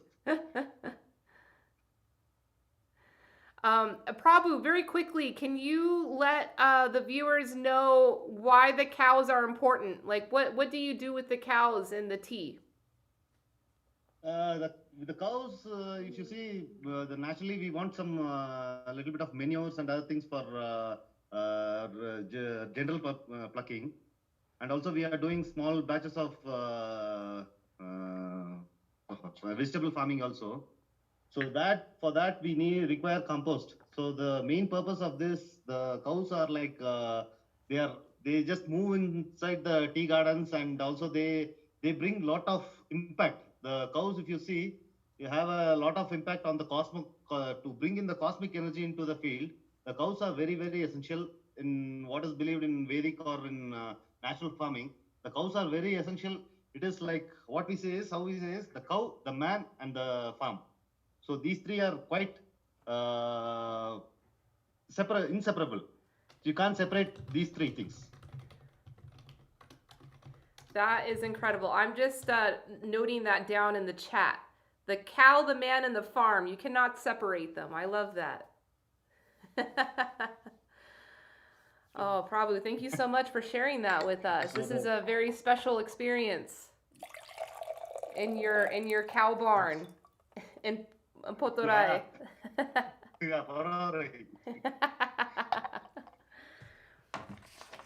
Here, I'm just gonna I'm gonna show this this infusion of your tea. Your tea's still going strong here. You can see how beautiful. So this is already like the 6th infusion, and it's still producing this beautiful color, looking so nice, tasting so nice. And all the little pubescence, the little hairs, you can see. You know, that's what they call on the streets dankness. Prabhu, you know that word? No, I'm not aware of that word. Yeah, well, you can just say my tea is dank. That's you can safely say that. It's a good thing. Yeah. All right, so Gabriel has a question, Prabhu. He asks, is Ayurvedic farming similar to biodynamic? See, naturally, if you're going into certain, at the last, if you see, whatever name you give natural farming, Ayurvedic farming, or biodynamic farming, whatever, at last it is the combination of the 5 elements of which we don't have any control over it. It is like how we are going to manage. So at the last, it is basically the climate which we don't have any influence on, which we could influence on it. So it is naturally, it is nothing that it's just the names are different, but all are like, at the last it goes and reaches to the same point. So everything, it's just the way the Indians, we call it a different name. Maybe in US you call it keep a different name, and the Chinese, they keep it a different name. So the names changes, but at last it is the same thing. It's the cosmic. It's just enjoy it here. Just leave the names aside. Do whatever it is. Don't harm the environment. That's it. Cosmic energy. I think that is inspiring words to leave with us, Prabhu. I mean, how many other tea farmers do you think use that word, cosmic energy? There are quite few farmers who are very passionate, and maybe not in tea, maybe in some other things they are doing it. Yeah. There are quite few people who around the world, I think around the globe nowadays, many are doing it. Oh, great. So many are aware, and they are interested in knowing it, and also exploring quite. You are quite adventurous in exploring many things. Awesome, Prabhu. Well, we're gonna have to move on with the rest of programming, but thank you so much. I am so grateful that we got to spend time with you, with Suresh, with the rest of the family, and also the cows. That was so exciting. Thank you for sharing that with us. And thank you. I will be sure to send over all the other questions that were left over, and we'll be sure to hook all the information up and make all that cosmic energy so pure with love and aloha and ahimsa and all the good. Yeah, all the best, and thank you. Thank you. Oh, what a special treat that was. All right, well, I'm going to move us on to our next presentation. It looks like I need a new battery. Just need some more tea. But with no further ado, thank you again, Nanjan family. Thank you for sharing so much bright beautifulness from South India on on Diwali, on your big your big holiday. We are very grateful to you. I'm going to move on to our next presentation. We are going to hop over the water to the island of Sri Lanka to learn about handmade teas there from the team at Amba Tea. Enjoy.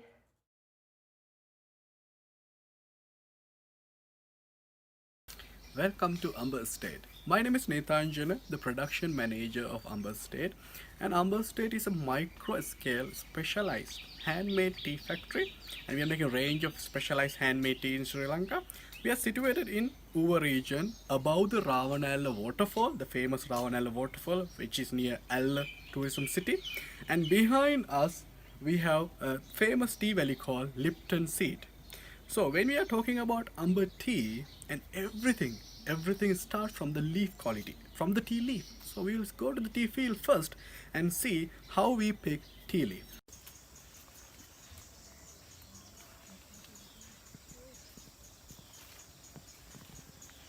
Okay, now we are in one of the very beautiful tea field in Amba. So with Amba ladies, we are picking finest quality tea leaf for tea production. And all these tea bushes, almost 110 to 120 years old, traditional Sri Lankan tea bushes, really good for the flavors.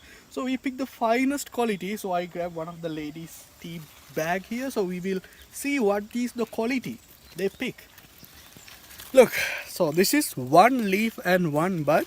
Any kind of bush, any kind of a tree, best nutrition goes to the topmost part. Just this tip and the leaf. We use that quality to process our handmade black teas and green teas in Amba Estate. So after the picking process, we will see how we do the withering and the processing. So after we pick the tea leaf and it's ready for the withering process now. So ladies brought the tea leaf into the withering room. And we put first of all the details into our record keeping area, and then we are putting the tea leaf into withering racks. We are leaving this tea leaf 20 to 21 hours to naturally deduct 40 to 60% of water. So tomorrow morning you will see how is the withering go. Good, so we already done 20 to 21 hour withering since yesterday. In room temperature, not like normal Sri Lankan tea factories, they use machines, and commercialized tea factories, they use electrical fans, but here just in room temperature, using tats, we done this cat withering. So this nice finest quality leaf firmly wither, you guys can see that, and it's really beautiful. And when you press it, it stick like a ball, it's a good sign. Then you can understand how the withering quality. So it's really nicely happen in room temperature, just naturally. So now leaf is ready for the rolling or processing. So we will make sure how we show you guys how we make this nice tea. Good. After the withering process, now I'm in production area. So we are making TGOP, TP Golden Orange Pekoe Black Tea, which we do it by hands. It's a hand rolled black tea, one of the signature black tea what Amba produce. And using this traditional cooler basket, these ladies, now you guys can see, just rolling the tea leaf by their hands. She used one hand like a rolling table. The other hand she used like a rolling piston and gently crush the tea leaf and bruise it to get the enzyme reaction. Because when you do that, tea leaf get bruised and tea cells get damaged and each cell release the enzymes. So when the enzymes come out, it's work with environment oxygen and turn the tea leaf into a brown color. Like when you chop an apple, leave it for 30 minutes, it will turn into a brown color, oxidization. That's really important for black tea. After the TGOP processing, now we are in Wangidi processing, and one of the very popular, famous tea in Amba State, Wangidi Pekoe Black Tea. And this black tea have a very interesting story. Earlier, when we are colonial, British are the people who introduced tea to Sri Lanka. At that time, Sri Lankan can't afford for the tea, it's too expensive. So they find a solution. They went to the tea field, they sneak into the tea field and steal some tea leaf and process it in a home without machines. And this is the method. Because earlier, this is a kitchen grinding mortar, Wangadiya. We call it Wangadiya. and people use this kitchen grinding mortar to pound the tea leaf and get it crushed and get the flavor out and process it as a black tea. This is Sri Lankan traditional black tea, and I will show you inside. You guys can see it get nicely crushed, not rolled, crushed and pounded. So this release stronger flavor. This tea almost like English breakfast black tea and traditional Ceylon flavors. Really nice. So after the Wangadi pounding, and we leave it in for oxidization in a white damp cloth, and you guys can now see the tea leaves are just turning into a light brownish color. And so I think now it's ready for the sifting. So now we are separating 3 grades out of this. So you will see traditionally how we do it in Wangadi Pico processing. Good. After the oxidization process of Wangadi Pico, now we are in the separations. Like now we are changing 3 categories, like coarser one and medium one and finer quality. So this is the traditional way we sifting things. This is we call Kulla basket. Now Dilani with me doing the sifting. You guys can take a look how they separate the production traditionally. You guys can see this is the finest quality, and then when she do the turning, and you can see the coarser one goes down and the finer one coming up, and which is good, and that way we can separate finest and medium and coarser grades. So you can see the finer quality now, and after the separation the medium quality, the bigger than finer, and the coarser one. So now these are ready for drying. This is our furnace dryer feeding area.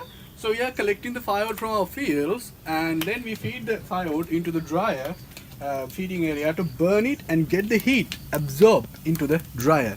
And we are drying our tea using firewood. Okay, the dryer is ready now, so Dilani is going to put the Wangadi Pico oxidized and separated tea into the dryer. So you guys can see now in the lower tray they have the coarser quality, and the middle tray we have the medium quality leaf, and now she's putting the finest one into the upper tray. So we are drying our tea in a low temperature, almost 70 to 75 Celsius. You guys can see that.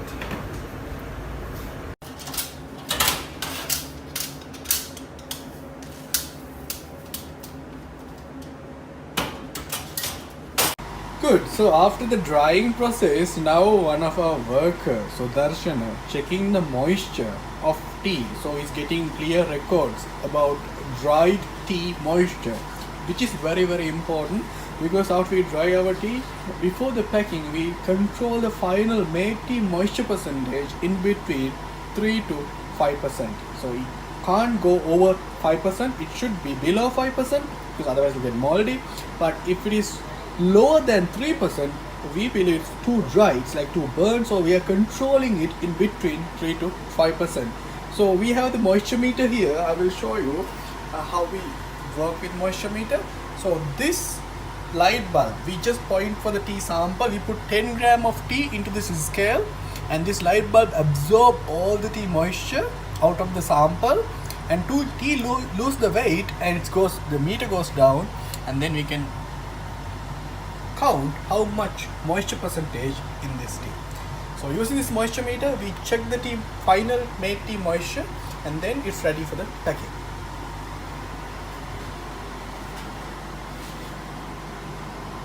After moisture checking process finished, now you guys can see each batch wise Ashok keeping the record. So we have very clear traceability system. So you can see now that with the batch number, the room temperature, date, humidity, and like weather details, everything recorded in our recording system. So after we keep the records, and each batch sample goes for the tasting. So we are keeping every single batch sample for the tasting, and after the tasting process we decide which batches goes to the final blending. That's how our tea comes to the customers.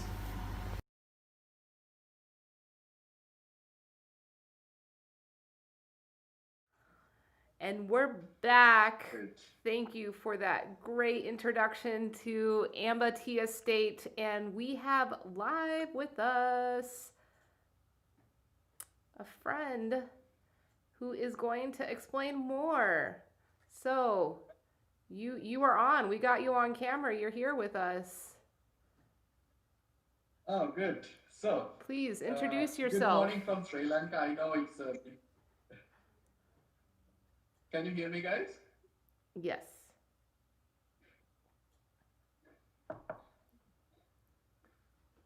Okay. So, good morning from Sri Lanka. And so today I prepared some nice teas, what we do in Amba, because you already saw in a video how we make our teas and also how we do the processing and everything. So today I have my tea GOP paper here for the tasting, and the green tea. This is the dry form of the green tea.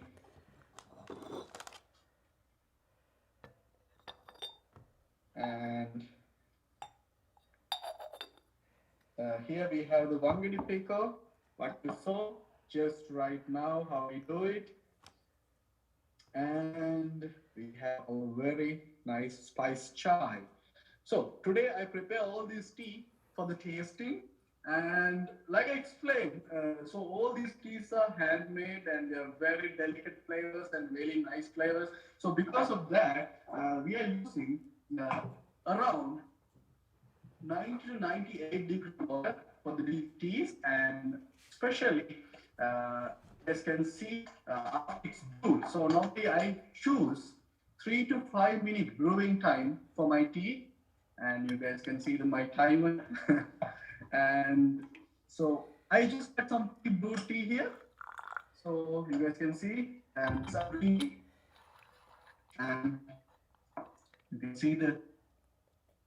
Oh, we lost them, but there's Patrick and Marie are always there for us. We'll wait for him to get back, but while he gets back set up, I'm gonna start brewing the tea on my table, because this is the last tasting of the festival. Want to make sure we all get to taste it. I saved my special pot for last. This is my special party pot. I'm just priming it. I'm getting it warm. Oh, are you back? Yeah, your video started going frozen on us for a little bit there before you dropped out. So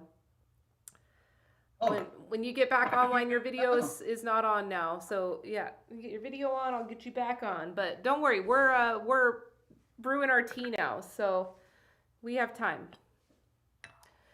And then of course the beautiful. So what was sent out in the premium experience package was a sample of the Vangeti Peko.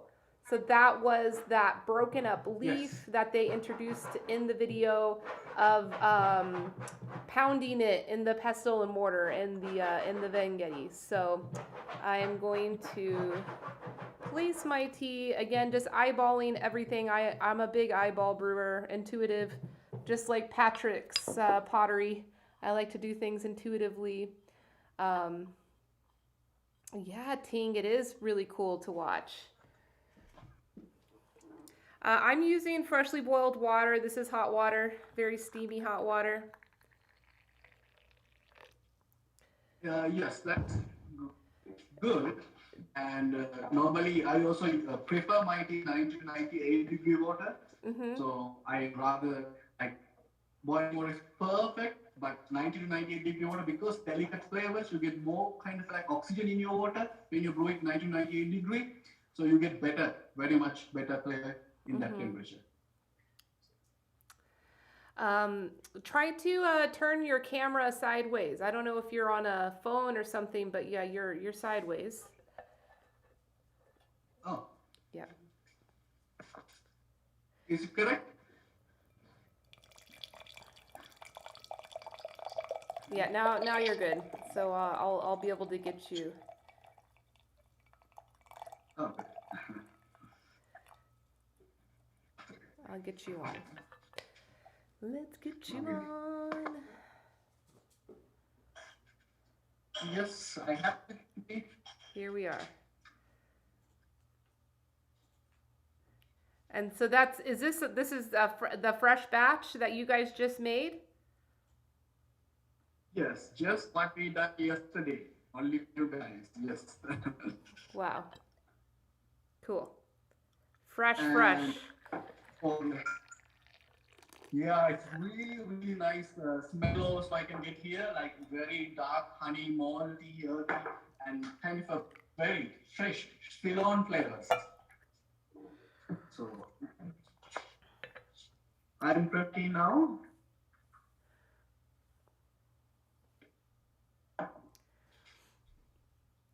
Now it seems that you brew your tea in a much more civilized manner than the other small tea growers have been brewing their tea today. You're using the official ISO tasting cups, the tasting sets. Oh yes, yes. So we use because you guys can see the liquor and everything here clearly, and also I can get the quality easily to explain for you guys. So that's why I use this cup. But I really prefer the glass cups too, like this, because I have another one here with me, because you can see nicely the color and everything in this glass cup. Yeah, that's why I like to use the big glass pitchers, because you can see the color of the liquor. You can see its vibrant color and light. Exactly. Yeah. We had a question. I wanted to, while we're still looking at this tea, we had a question from the audience. I want to pass to you. And this is coming from our friends at Friday Afternoon Tea in Seattle. They say, with such a small cut, they expected more tannic pool in the cup. They're steeping it in a French press pretty quickly and only for a few seconds, and not getting the tannic flavor. So how do you guys avoid the tea being so tannic? That depends especially to the amount what you use for the tea and also the brewing time, I think. So I prefer my tea, so 3 to 4 minute brewing, and like just per cup 1 gram, like 200 milliliter water, 1 gram, 3 to 5 minute brewing. And then after that, you make sure you decant the tea. If you leave it in the cup, it will get more tannin and more stronger and more sharper flavor in tea. Mm-hmm. Thank you. So for that, I use this. You guys can see the nice tea time. Nice. So this is 3 minutes, and this is 4 minutes, and this is 5 minutes. So yeah, we have 3 different tea friends in the chat that have all addressed the same surprise. So Tommy says, based on the size of the leaf grade, he was expecting a much more bracing astringency and acidity, but it's surprisingly mellow.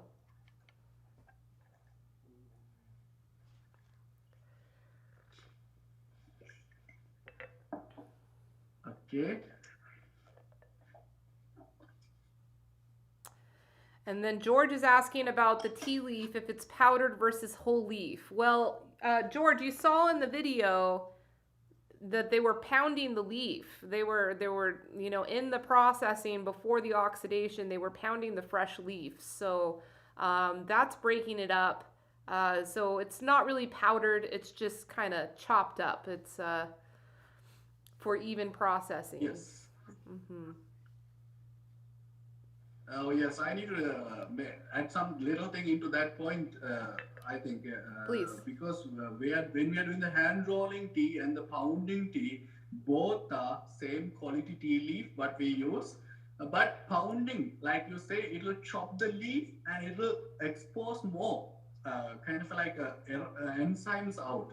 So because of that, that tea contain more stronger, sharper Ceylon type of traditional flavors. But our hand roll tea get nicely bruised, like you saw in the video, and break the cells and get more delicate flavors.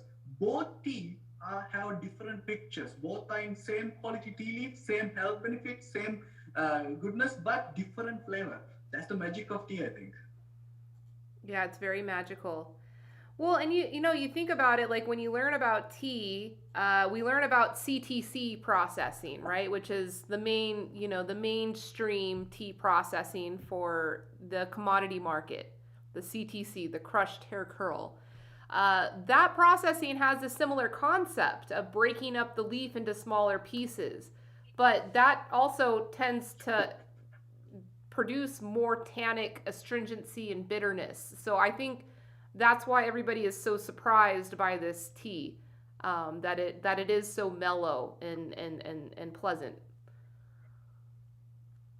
The thing, I think, because the quality of the leaf also matter. Because when you're talking about CTC factories, I'm not saying all the CTC factories, but most of the CTC factories use large quantity of leaf. So they get everything what they can get from the field and put into the machine and process it.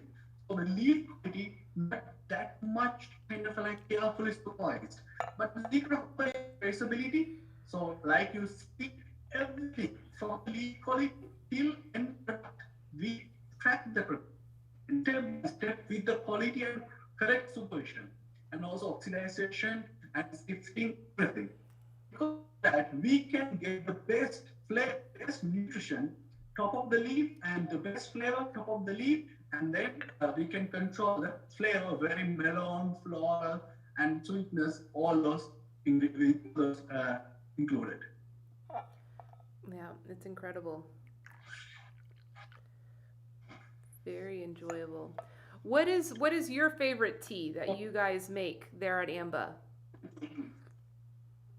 It's a really difficult question to me because I have all my range of my tea, but it depends on the time. So, as example, early morning when I come to Amba, if it's like a long day yesterday and if it's a kind of like a tiring day yesterday, I prefer to have my white tea early morning because white tea has enough the buds for that. So in this case, I see the nice white tea here, see through.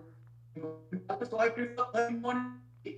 The main my tea GOP, and evening time I like my green tea. So I'm really lucky to have, as a worker in Amba, to have all these teas. But somebody else, what is your favorite tea? I say all the teas. Yeah. Your mic is breaking up. Your mic and camera is breaking up a little bit. So yeah, just letting you know that. But I must say that I think we got the quote of the day of the festival coming from our friend on Twitch, Must Love Tea and Dogs, says, "Amazing what quality over quantity produces." And I say that's the quote of the day because this is the Small Grower Tea Festival. We are celebrating the smallest businesses of the tea industry, and you have discovered the secret of it all, is that it's better. Life is better, the tea is better when the farms are small, and when the batches are small, and when they're made with hands, by real people that are really passionate about making the good quality product.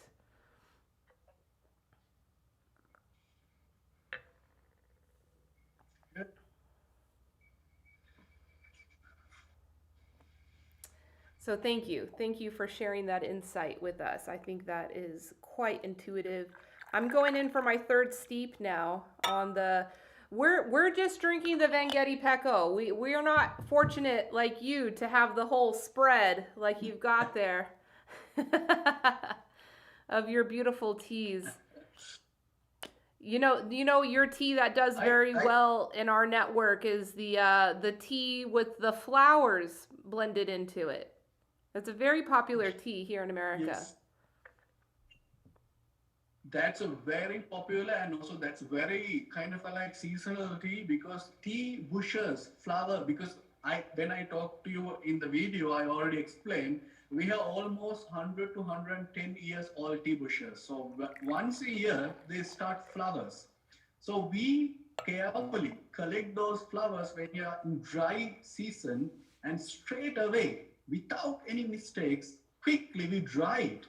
And then what we do, we clean the flowers and dry it, and then we mix it with our best batches of TGOP, TP Golden Orange Pekoe. So that way we make that tea. So it's very seasonal. Only I think August to September season we can produce that. So even 1 year production, some years maximum 10 to 15 kilos. Oh wow! So that means that Teelet gets a lot of that. Yes, exactly.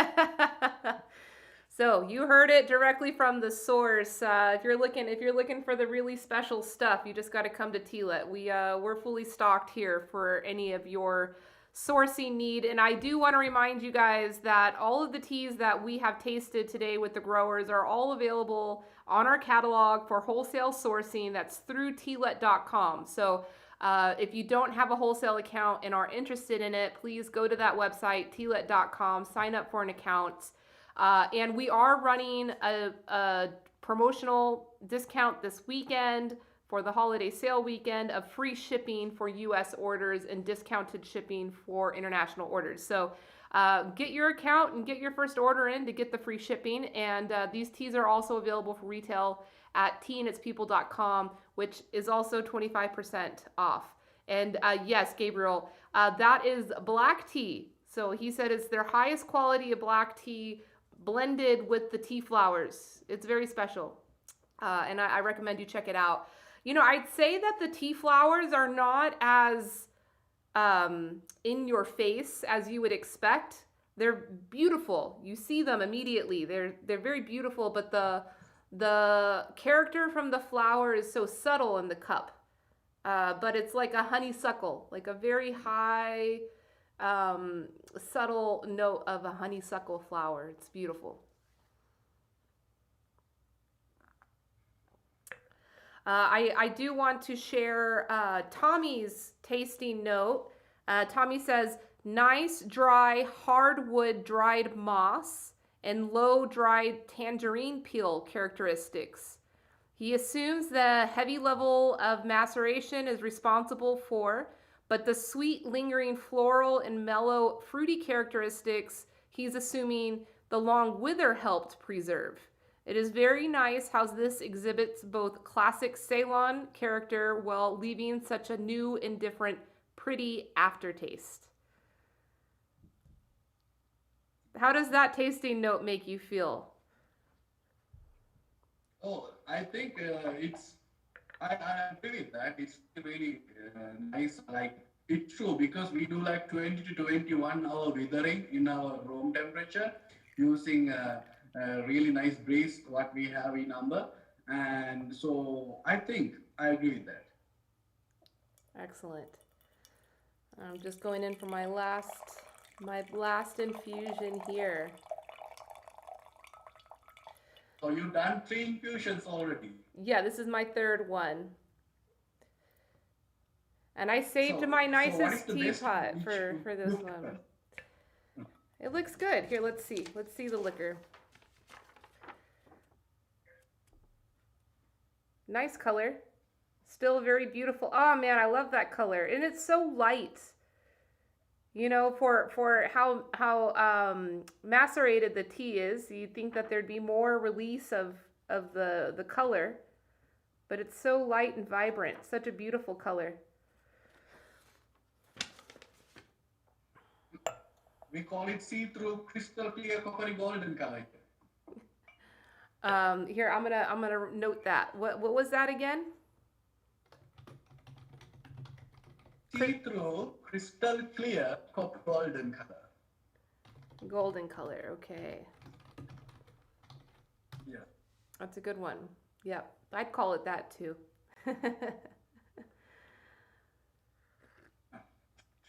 Oh man, so what do you guys have planned for the new year? Are you looking forward to any exciting new projects or new things you're working on? Yes, lots of things are happening because nowadays because of the current situation, everybody is working hard in Sri Lanka for their small businesses.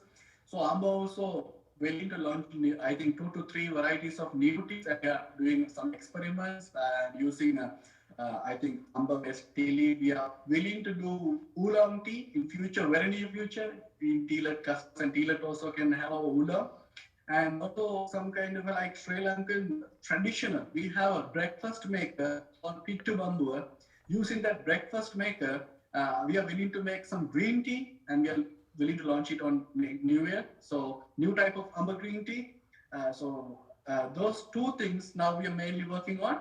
And other than that, some more developments, some more new tea experiments. Oh, wonderful. That is exciting.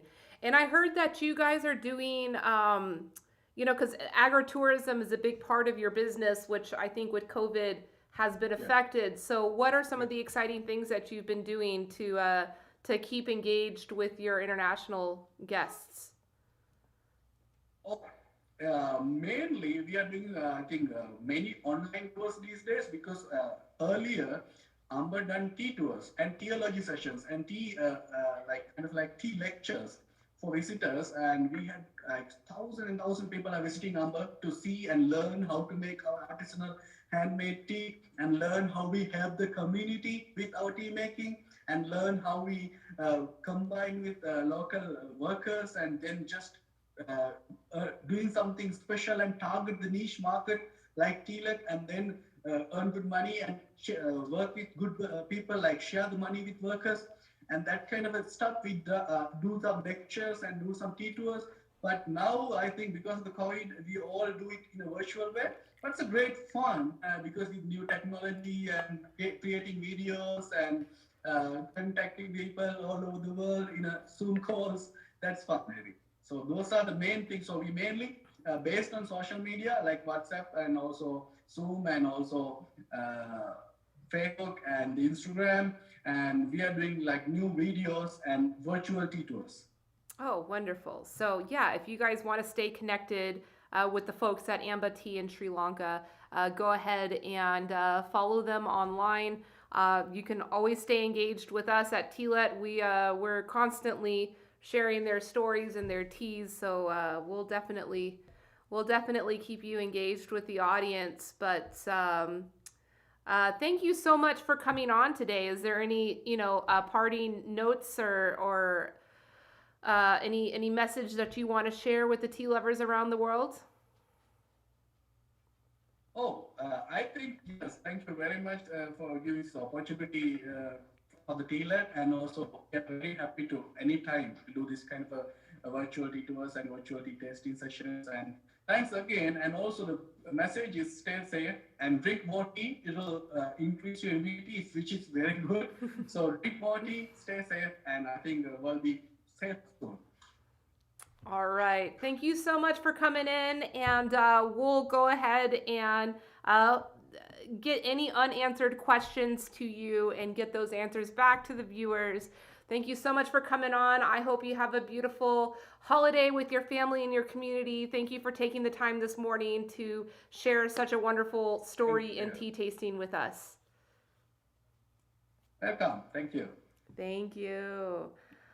All right. Well, that's the conclusion of our tea presentations from the small tea growers, but that does not mean that the party is over. We still have some things to do. Let's go see what our friends in Albuquerque are up to. Let's go see what they're up to. Catch them on their feet. Whoop, there's the palm. There they are. How's it going, Patrick? You tired yet? Nah. We thought we'd probably do this another 4 hours if you're going to be streaming live. Well, we're at about 75 pounds of clay we've gone through. 17 pounds. 70 pounds. Man, that's a large child. That is a very large child. A very small adult. Let's not discriminate. All right. Hey, so before we start losing some people, let's get the excitement over with. Let's do the exciting things first, which is drawing our lucky winner of the Matcha Bowl. I really hope that the winner is here in chat because we wrote down your names on the most high-tech pieces of paper we could find in the industry. All right, who's it gonna be? Who's it gonna be? Who is it? Who is it? Oh, it's green. That's good. That's a lucky one. The lucky one, Joshua. Woo! Brock. Yeah, Joshua Brock. Yeah, no one is more deserving. Yeah, Joshua, please ping in and share your excitement with us if you are still here. I think he should still be here. He was chatting earlier. Let's see if he pings in. But Joshua, congratulations. We're gonna take care of that for you. You just scored yourself some magic. And chat is excited for Joshua. Yeah, that's exciting. But hey, Marie, take care of it. 10,000 years. No big deal. No big deal. It's gonna be worth more than its weight in gold, in a couple thousand. So just wait and see. Oh, Josh is here. He says thank you. But hey, if you didn't win and you've fallen in love with that bowl, there's good news, right, Marie? Oh, there's plenty of good news.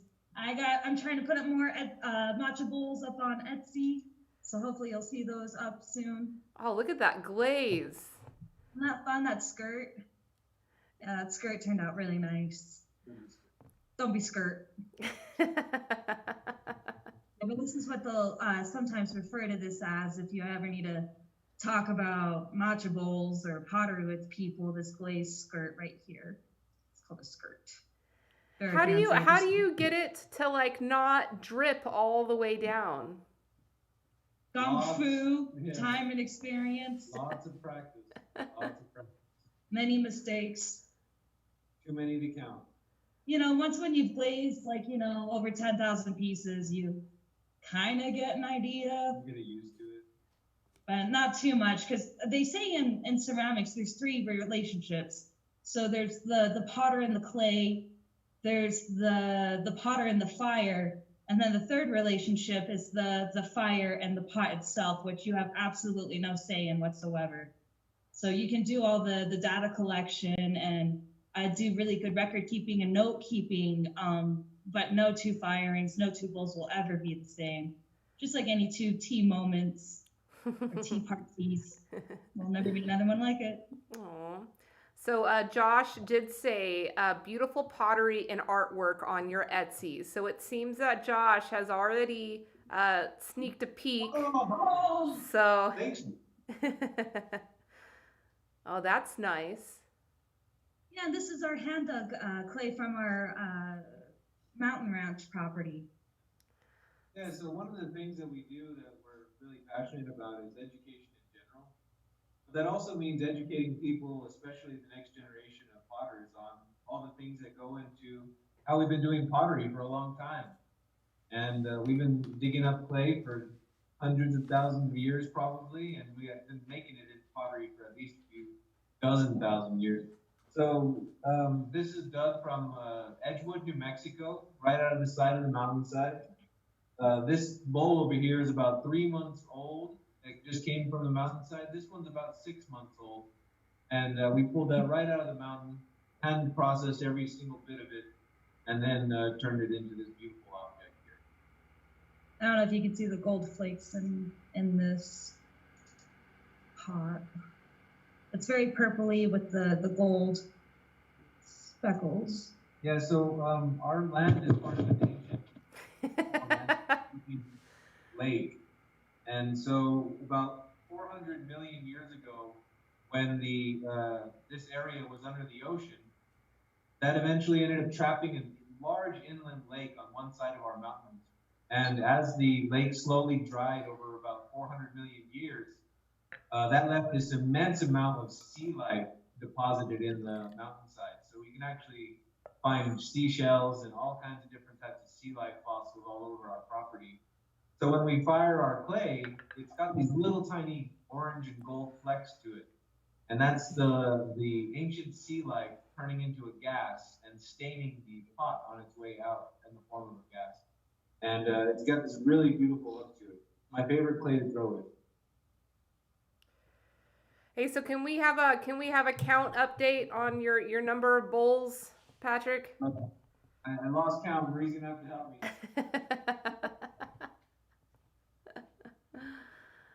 Oh, this is fun.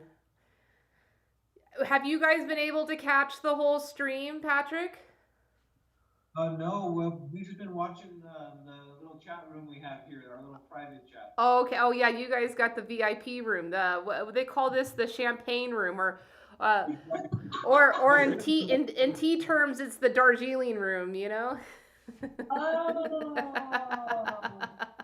that's clever. Joni, hey, thank you so much for participating. We love you so much, and thank you for supporting small businesses. We love you. We love you.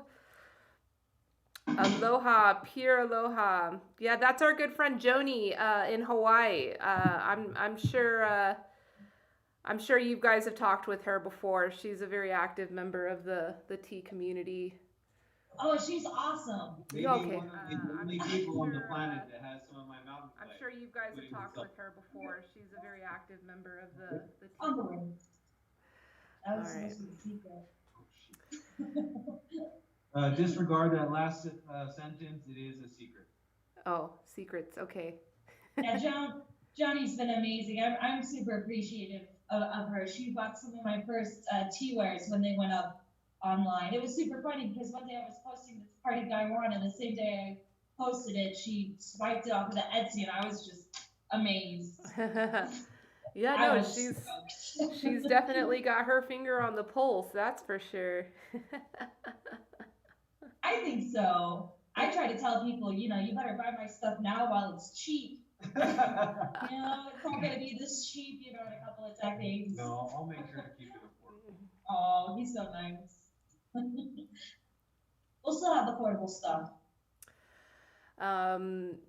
But no, valuable. See, that's the key of the day is it's a quality, value, and really letting go of our attachment to quantity.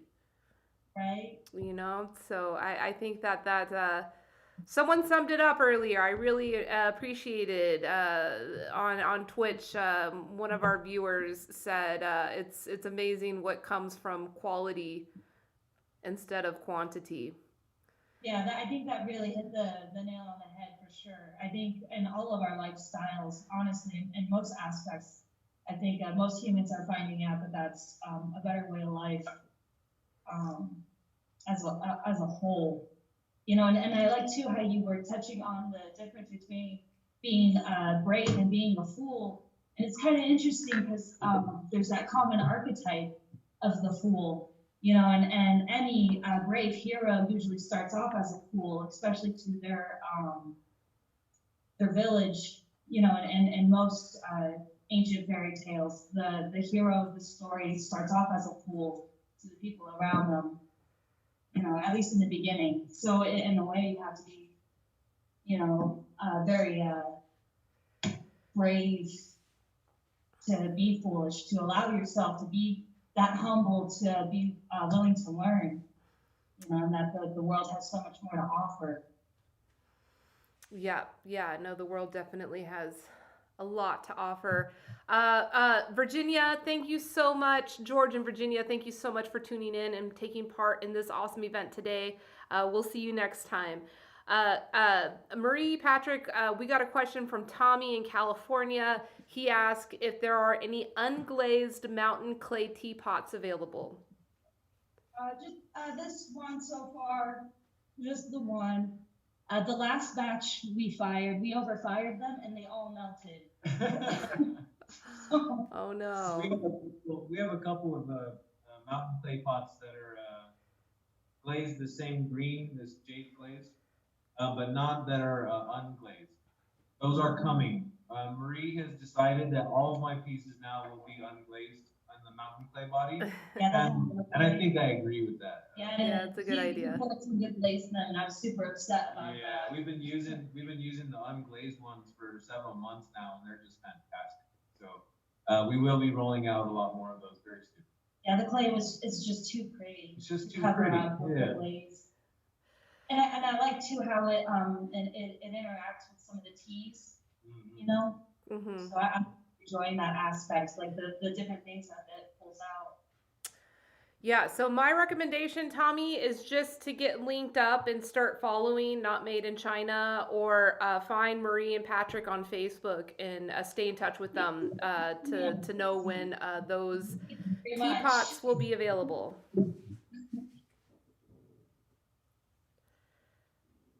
Yes, unglazed is good. Unglazed is good. Just And like we're tall tea trees are good. in the process of building some substantial wood fire kilns out there. And so soon we'll be doing that as well. Oh, wonderful. That's exciting. That's very exciting. Yeah, doing workshops where people can come and learn how to dig up their own clay and make their own pieces and fire them. So that should be fun. Using nothing but the land. Beautiful. You know, you guys, your camera went still. We're still having your audio, but your camera went still. Oh, Tommy already got your cha one. Yeah, I saw that. Thank you, Tommy. Whoop, whoop, whoop, whoop. Small Business Saturday. Small Business Saturday. All the small businesses. You know, I'm actually really proud of what we put together today. You know, I think we spanned a lot of information. A lot of small businesses all over the globe, from the farmer to the artist and even the chef. I thought that was really cool. We even brought that element on. So yeah, I'm really proud. I've already gotten a lot of messages from several viewers that were really happy. The party is not over yet. Topia is still going off. So if you want to continue networking, meeting some new tea friends, go check out the virtual tea space at Topia. I'm pretty sure the tea party will continue. I will, after I finish streaming here, I will be visiting there myself and having a little post-festival tea sesh, hangout sesh. I can finally breathe and relax, you know, after streaming for so long. But does anyone have their Facebook? So if you're talking about Not Made in China, I'm assuming you can just search Not Made in China on Facebook. They are actually very active on Facebook. And if you ever do see Patrick streaming live, you know, throwing clay, it's usually on Facebook. But hopefully I can convince them to get themselves on Twitch, because I think that would be a good place for them. But Not Made in China, and then Patrick Trujillo and Marie Gardner. Are you guys fine if I put your names for them to find you on Facebook? Heck yeah. Okay, cool. Yeah, we're all friends.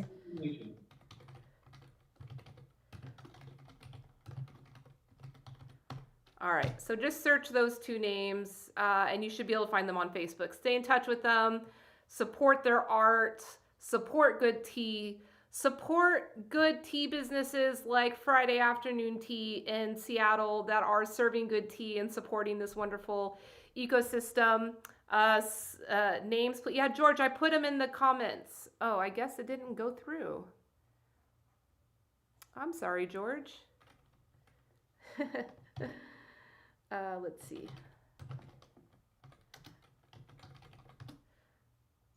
Oh, that's interesting. It's not going through. I guess. All right, George, I'm going to connect with you. I don't know, for some reason my chats aren't going through now. I'm going to connect with you one-on-one, and I'll give you their names. But again, it's Marie Gardner and Patrick Trujillo, but really just search for Not Made in China. Or that's the easiest. You guys are on Instagram too, so you guys are easy to find. I know that's for sure. You're definitely easy to find. And you got Elise. I mean, Elise knows like all the best of small businesses. Sure. So, yeah, find us. You know, she'll hook you up. Yeah, I'll make sure everybody gets connected. Oh, Brian, thank you so much. It has been an amazing experience in HD. I got some new toys. I got some new streaming toys. So I had a lot of fun putting this stream together and look forward to making even more in the future. All in the T family. Yes. Much love to you, Brian. I'm going to be signing out here, but I'm going to do my last plugs before we go. 25% off at Tea and Its People. Oh, thank you, Tommy. Facebook, Tommy shared your Facebook page. So yeah, that's just search Not Made in China, New Mexico. NM. teaanditspeople.com. Until the end of Monday, 25% off your complete order. And that includes the teas that we experienced in this event. So if you go to bit.ly/small tea grower festival, you'll be able to pick up those teas at 25% off. And if you spend over $80 here in the States, you will get free shipping. So put a big order together and save even more. For our wholesale customers, we are offering free shipping as we do every year during this time. So get your orders in, save a little bit of money, so that you can give a better experience to your customers. I know that's what it's all about. And so for that, you'll just need to email your orders to me, and I will send you an invoice through email. And if you do not have a wholesale account yet and are interested in one, please go visit tealet.com and sign up for a wholesale account, and I can get you approved and through the system so that you can put in your first order and get that free shipping offer. Oh, thank you, Brian. Yeah, so on Facebook, Brian put in our link, teaanditspeople.com. That's a pretty easy link to remember. You know, think about it. Like today's festival, it's all about the tea and the people and communities that it makes. So, you know, I feel as if the tea possesses us, not us possessing the tea. So, yeah, and one final plug for, okay, yes, and this video will be available for replay on all the different platforms. So YouTube, Twitch, Twitter, and Facebook, this replay will be available to watch over again. So if you missed anything or just want to revisit it, you will be able to access the video there. No problems. So yeah, and one final pitch for the after party. I'll be heading there as soon as I end this stream here at topia.io/teahouse. Let's see if this one goes through. And it didn't go through. Oh, that's so weird. My comments are going through, but topia.io/teahouse, and you can join the after party there, meet some new tea friends, have some more tea fun. There's no reason why it should stop. But thank you so much to everybody that helped put this event together, put your time into creating such great and engaging interactive presentations. Thank you to Kunikazu and the team at Matcha Organic Japan, Bob Jacobson at Hawaii Rainforest Tea, the whole Nanjan family at Tea Near Tea, the team at Amba Tea in Sri Lanka, and of course Patrick and Marie, thank you so much for making so much beautiful tea art for us to enjoy. And last but not least, Logan at Ingredientology. Please go check him out, follow him on Twitch. Let's bring all of our small business power together to create a much more incredible, high value, high quality life for everybody around us. So with that, I'm going to sign off. Thank you so much. Much love. I'll see you guys at the after party. I'll see you guys on my future streams. And until next time, drink more tea.